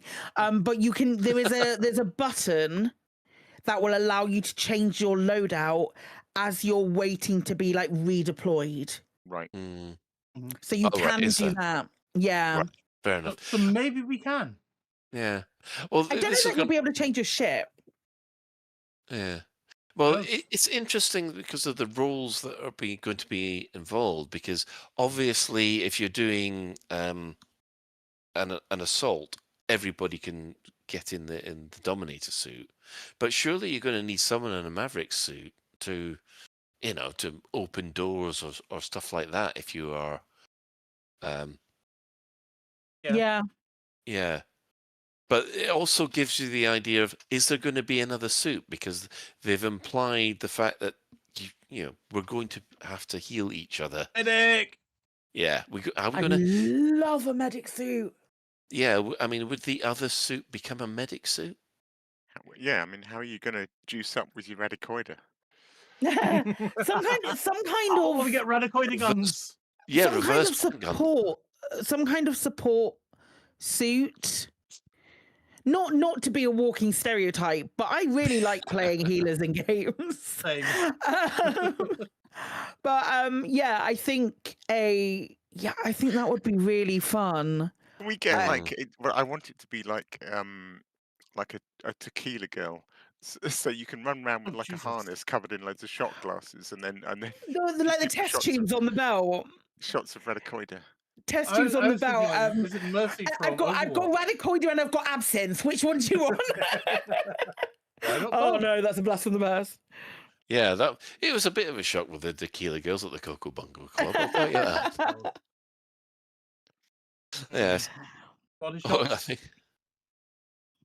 Yeah, I mean, I'm just wondering about the rules that will be needed for the on-foot stuff. It does sound that obviously the Maverick and the Dominator suits will, you choose your team and you choose your suit that goes with it. But I think you can only change those suits when you snuff it and you have to go back to the... Yeah, I think so. I don't think you'll be able to do it sort of... Snuff it thing, I agree there. Yeah. Can I ask a tentative question that might be a little contentious, maybe? Okay. It's a soloable question. Yes. It's that one. Or it's it's very obvious that Frontier are gearing this towards multiplayer. But there are an awful lot of commanders that play exclusively in solo, or if they don't play exclusively in solo, they play in private groups, but they don't wing up with people. They don't. What happens if you only like playing with yourself? Yeah, what happens if you do enjoy solo? And there's two sort of like sides to that story. Yeah. If we don't think at all that these are going to be soloable, or at least some of them aren't going to be soloable, what restrictions or moderation, maybe a system within this matchmaking system that will negate you having a bad experience. I'm very concerned about people having bad experiences when they join random matchmaking groups. Okay, I'll start. Go for it. Unfortunately, when I've done these dungeons before, you still do get the dickhead factor. You will get the occasional player who will just sabotage it, and there's nothing really you can do about that. Is block them and really do the scenario again. It's irritating when it happens, but it's not the end of the world. But however, as far as the solo thing is personally, I think this is where it comes down to the two difficulty levels. I think the easiest difficulty level will be soloable, but the rewards that you'll get for that are nowhere near anywhere as good as if you were doing it as a full team. And I mean that's the way that I think it needs to work. I don't think. I mean, I'd love it if they do this, where you could select the highest difficulty and then have bots come with you, a la your crew from Mass Effect who will fight with you. Yeah. But I don't see Frontier will have done that. Yeah. I think as much as I would love to see it, I think this is the solo switches the difficulty level, so that everybody, once they've had a bit of practice, should be able to solo on the easiest level. But it'll be a real challenge, nigh on impossible, to do it on the highest level. And I do think that the rewards should reflect the difficulty level. So yeah, that's what I think. Ben, you next? Yeah, I think I'm mostly with you. It's like, I think I want Frontier to allow me to commit suicide and enter the highest difficulty level with just myself. Yeah, if I want to make a mistake, it's my mistake to make, damn it. Right. And yeah, okay, so I can enter the highest difficulty and I can fail miserably. Or I might succeed. I can enter... I hope that the easy difficulty remains a challenge, like would be an extreme challenge if you do it solo, but maybe you can do it. If you're very, very fast or whatever you need to do. Mm. I think you're right that regarding grouping up with randoms, the best you can do is block someone who's a twat. Yeah. Yeah. There's nothing. I mean, I know that a lot of people are scared of that, but yeah, you'll find that 99% of the time, it will be a really positive experience. That's the way I've and all the MMOs that I've played, 99% of the time, the people that you just randomly team up with, absolutely sound as a pound. There is just one. You just get the occasional dickhead that you'll have to block, and then never have to worry about them again. Yeah, the most annoying thing I've found is it's my first time and I want to smell the roses. It's Colin's 20th time and he just wants to get it done. Yeah, that's about the most annoying case that I found when doing these kind of things. Yeah, that's a good point. I was trying to think what the sort of musketeer equivalent is when it's not PvP, and I suppose it's that. I suppose it's when you have very diametrically opposed kind of reasons. Yeah. Well, I hope then that in that case, I hope then that the matchmaking takes into account sort of like the amount of missions that you've completed at that level, that kind of thing. Well, it all depends on whether or not it's whether they actually rank on that, or whether or not it's just okay. We've only got 4 people who are available to matchmake. I was going to say one of the problems with that kind of those dreams about matchmaking is that it only works if there's like 20, 30 people currently queuing up to play a game. If there's 5, those are going to be your teammates. Yeah, unless you want to wait an hour or 2. Yeah. Okay. I guess Alec was that your whole point, or have you got no? more? I mean, I suppose I had 2 thoughts, which was the description of Firestorm Rescue, and again, I've sort of said I sort of hope the others go this way as well. That they're more complex than they sound. There's more little sort of wrinkles to them. And what struck me about the description of Firestorm Rescue was that even if maybe you could solo it, I don't know, by spamming heat sinks and not worrying about the environmental controls or whatever, you're sort of missing the fun. When you read that mission description, the thing that jumps out at me is that the point of it, the fun of it, is to be part of that team, doing each doing your bits and coordinating and meeting up and running that solo. That's not going to have much replayability. That's going to be quite dull after you've done it once, just to prove you can. So that's my that's one thought. I suppose a sort of counter thought is the question in the show notes about do we think it will tempt the vast majority of solo players to at least attempt to team up? I have to say no. I don't think it will.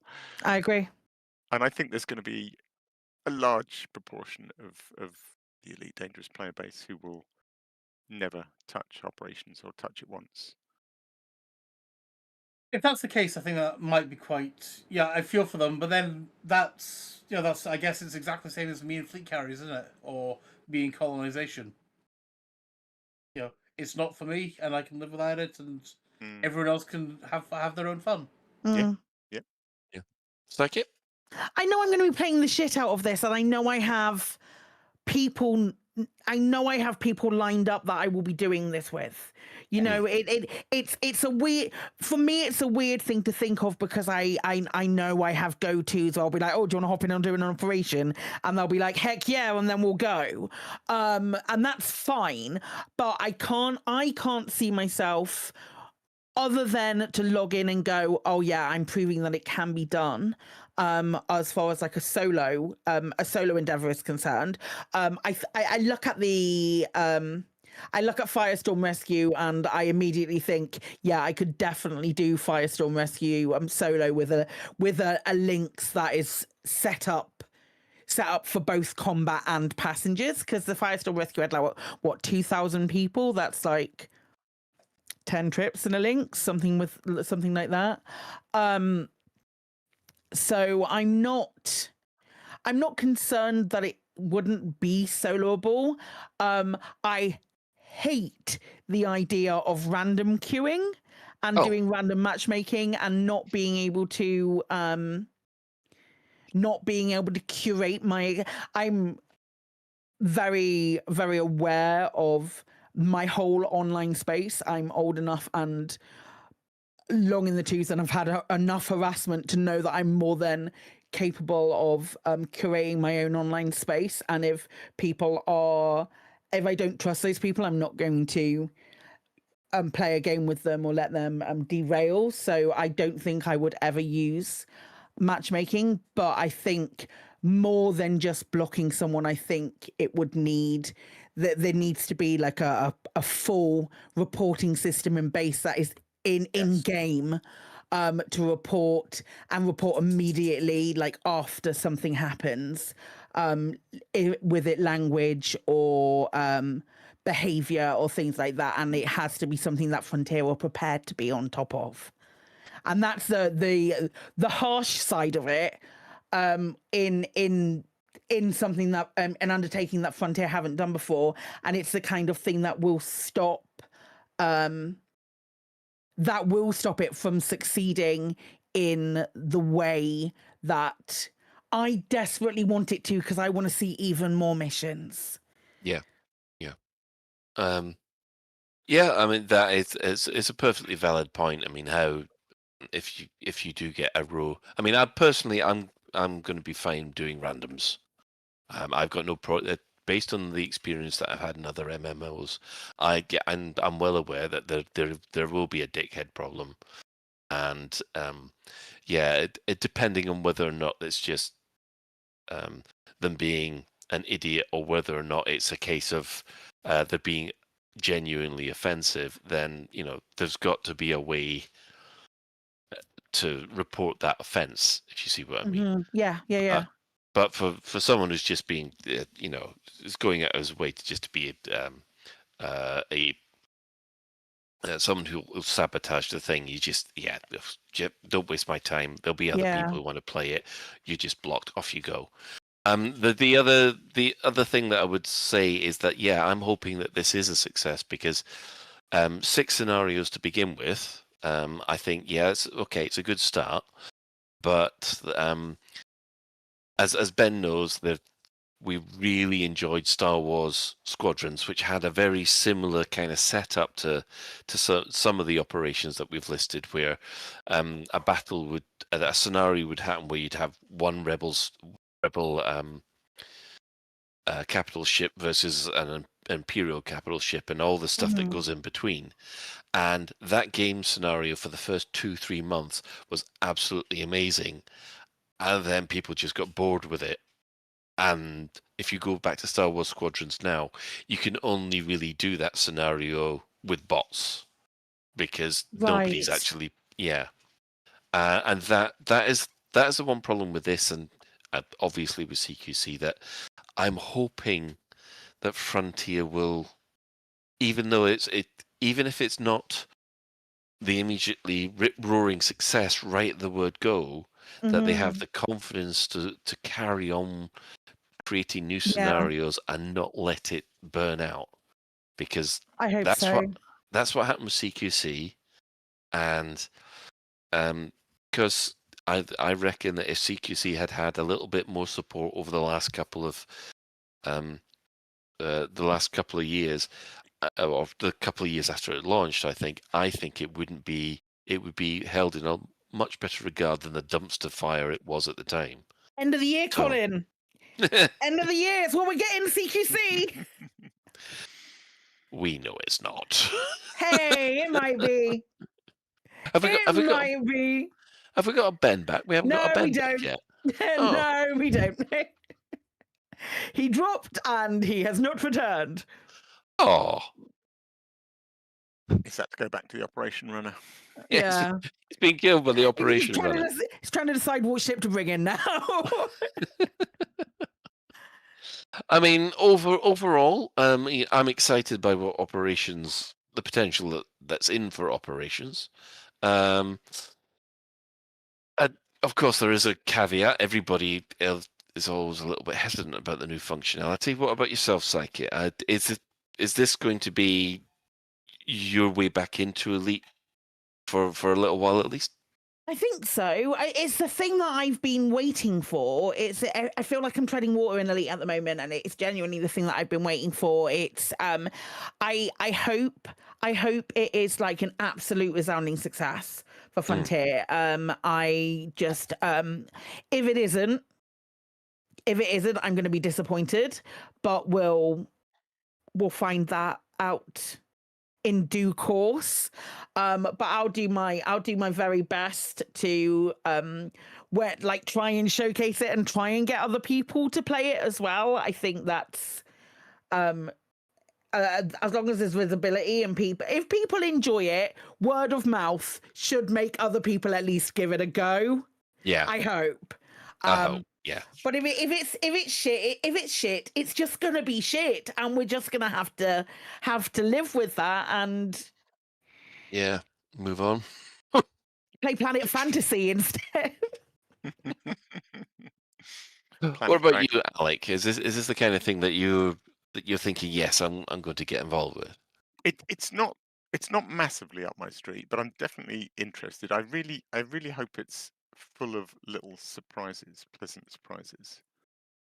Little things that they haven't told us, little gizmos, little gameplay mechanisms. I hope there's a good bunch of I didn't expect that, and that's cool, and Yeah. I hope the environments are more interesting than Just rehashes of existing stuff. Yeah. So I'm I think I've set my expectations quite low, so I suppose I'm hoping to be pleasantly surprised. Yeah. I mean, I am concerned about the fact that when we're going through some of the mega ships, they look familiar to some of the settlements and things like that. But there was a discussion in chat for people that are listening to this subsequently or whatever. There's a sort of slightly humorous discussion in chat a while back about looking forward to maybe generation ships being one of the scenarios. To which my response was, in what way do you think the interior of a generation ship is going to be different to the interior of a mega ship? And worst case, it could be that the floors are brown instead of white. Yeah. It's like, how far are they prepared to go with crafting the environments? Yeah, I can see what you mean. I'm holding off to see whether or not we get a Ben back in any moment, but he said he was rebooting. How long that's going to take, no one knows. No. Well, I'll just go. Yeah, I'm looking forward to this. I'm looking forward to this immensely. Yeah. I am, as you guys have said, that I'm hoping that it is a success. I have got to that point with my main character in Elite where I am needing something new. Yeah. And because although I've done what I set out to do with colonization. I'm still enjoying the power play, but I still need something for my main character to do, and I'm hoping that this is going to be it. I mean, I'm quite excited about some of the potential things. A little bit disappointed about the fact it's not linked into the BGS as much as I'd hoped, but then again, it is what it is as far as that's concerned. But yeah, so I'm looking forward to it, and it has potential in the future. Yeah. So that's fingers our crossed. thoughts. Our thoughts. I'm not going to jump in. Obviously, I'm not going to jump into the question of the week now, but we asked 2 lots of question of the weeks about your thoughts about and predictions about what these were going to be. Those are going to be talked about next week. I'm also keep your eye out this Sunday for a like an overview general. If you've not been interested in filling in your predictions, there'll be an overview general thoughts and feelings. Will you be engaging with operations, or are you planning to engage in operations next on Sunday, which we'll try and nicely bookend everything with, and we'll try and get through all of that next week. There's a lot of stuff that people have written, but that's our plan, is to turn it around and speak to you all and to everything that you said next week. Oh, great. We've got Ben back. Ben, just quickly to sum up, Are you looking forward to Operations on? Yes, I am. Yes. Is this the kind of thing that will get you back playing Elite a lot more? It's the kind of thing that's making me hope we can resume our Monday sessions. Fair enough. Not to drop any hints. Not to drop any hints. Right, okay. Hey, fair enough. because there are new ships coming as well, there is a possibility that those people on the partner program might get early access to it. And maybe there's a chance that during that early access, the four of us might be able to get together and do something, or sub in one of the boys as well to do something. I would like that. It might be there might be a Lave supplemental where we all just fuck about and find out.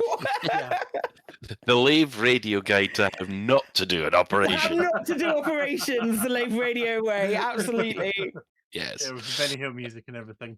Yeah, it's sort of it's the Red Dwarf crew. Yeah, just wait for a minute for the scanner to reboot. Yes, it turns out we're going to live. Yes, there we go. Obviously, for testing, for full testing purposes, one of us will have to role play the dick that you might run into in a. It's all right. Ben's got that covered. It's not a problem. Okay, hands up. Who wants to be? Meaning Private Eye. No, hands up. Although there's the person that's going to be Arnold J. Rimmer. Genuinely, this is going to be oops all arseholes. Can't believe you played the idiot Rimmer all this time. Anyway, we actually have a mostly clueless this week. Oh, we lost Colin that time. We do have a mostly clueless. You're quite right. The mostly clueless comes from Commander Mixelplix73, who is a Colin, do you want to jump in and say what it was? You finish this off.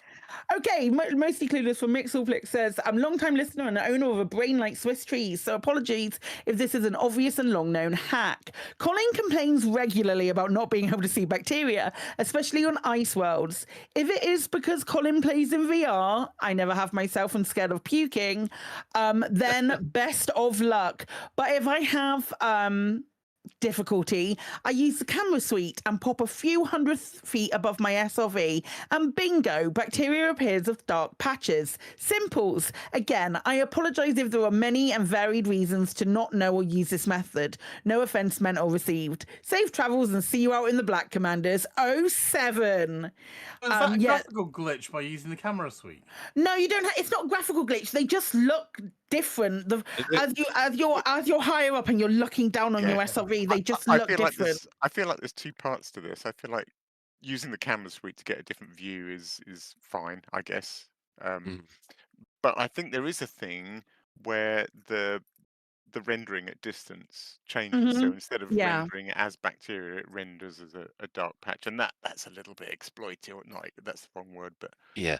Well, to tell you the truth, it's a fantastic. I mean, I've used that before from time to time, but it is a fantastic way because it does feel like it's a slight oversight that you got white bacteria on an ice planet and you've got no chance of finding it otherwise. So yeah, thank you, Commander Mixelplix. Yes, I hear that it's tricky. just a bit. Right. Has anybody got any other business before I do the shout-outs? Nope.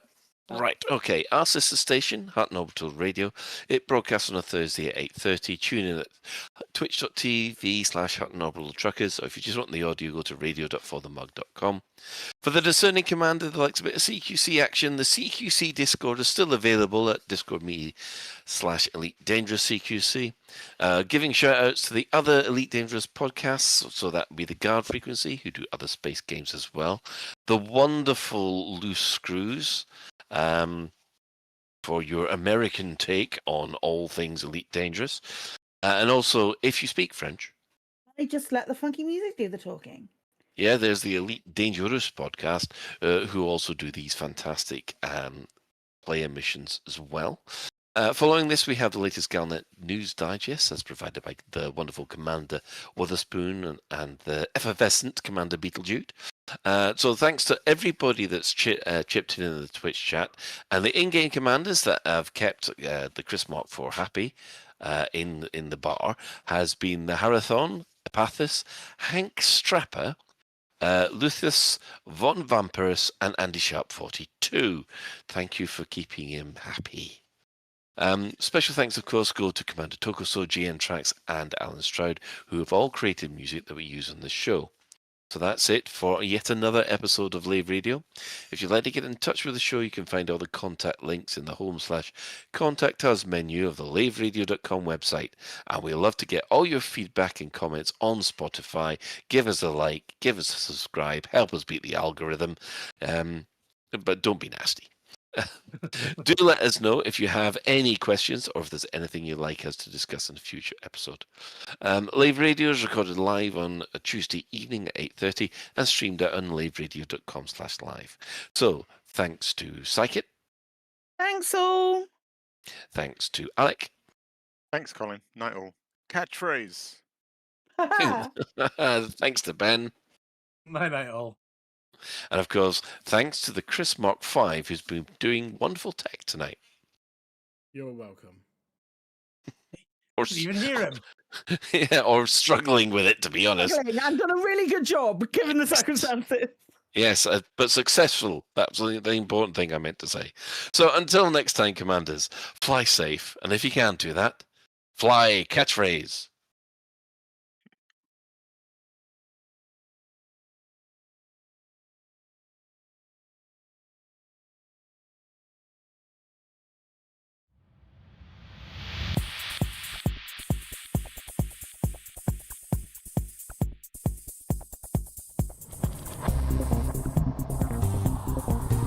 Is your life like this? Sounds like someone having an orange inserted.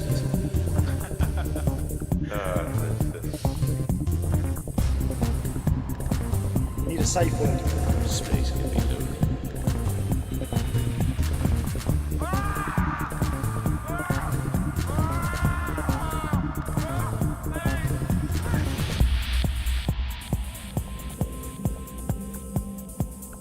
I'm going to see the galaxy.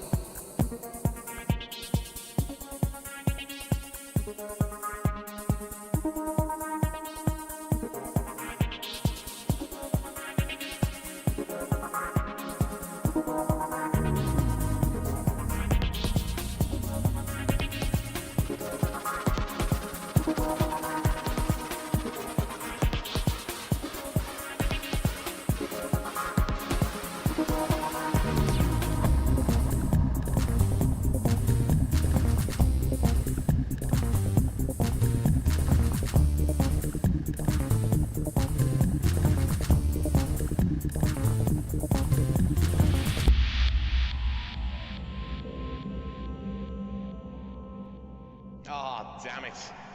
No worries, guys. Hold the fort for 2 seconds. I'll be right back.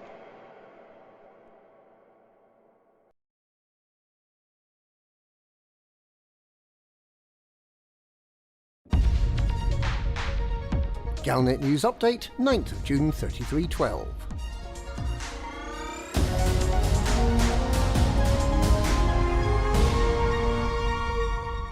Commanders have saved operations, which can now be launched on the 30th of June as planned.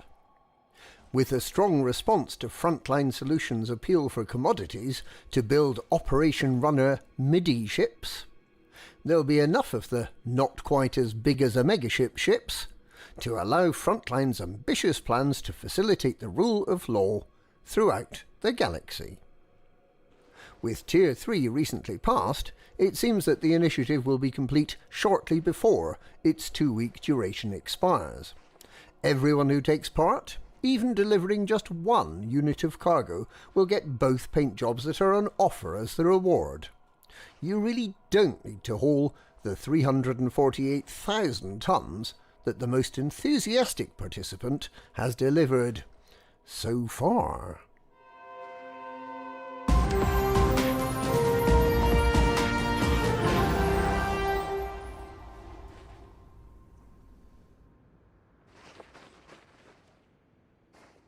Keep looking, they must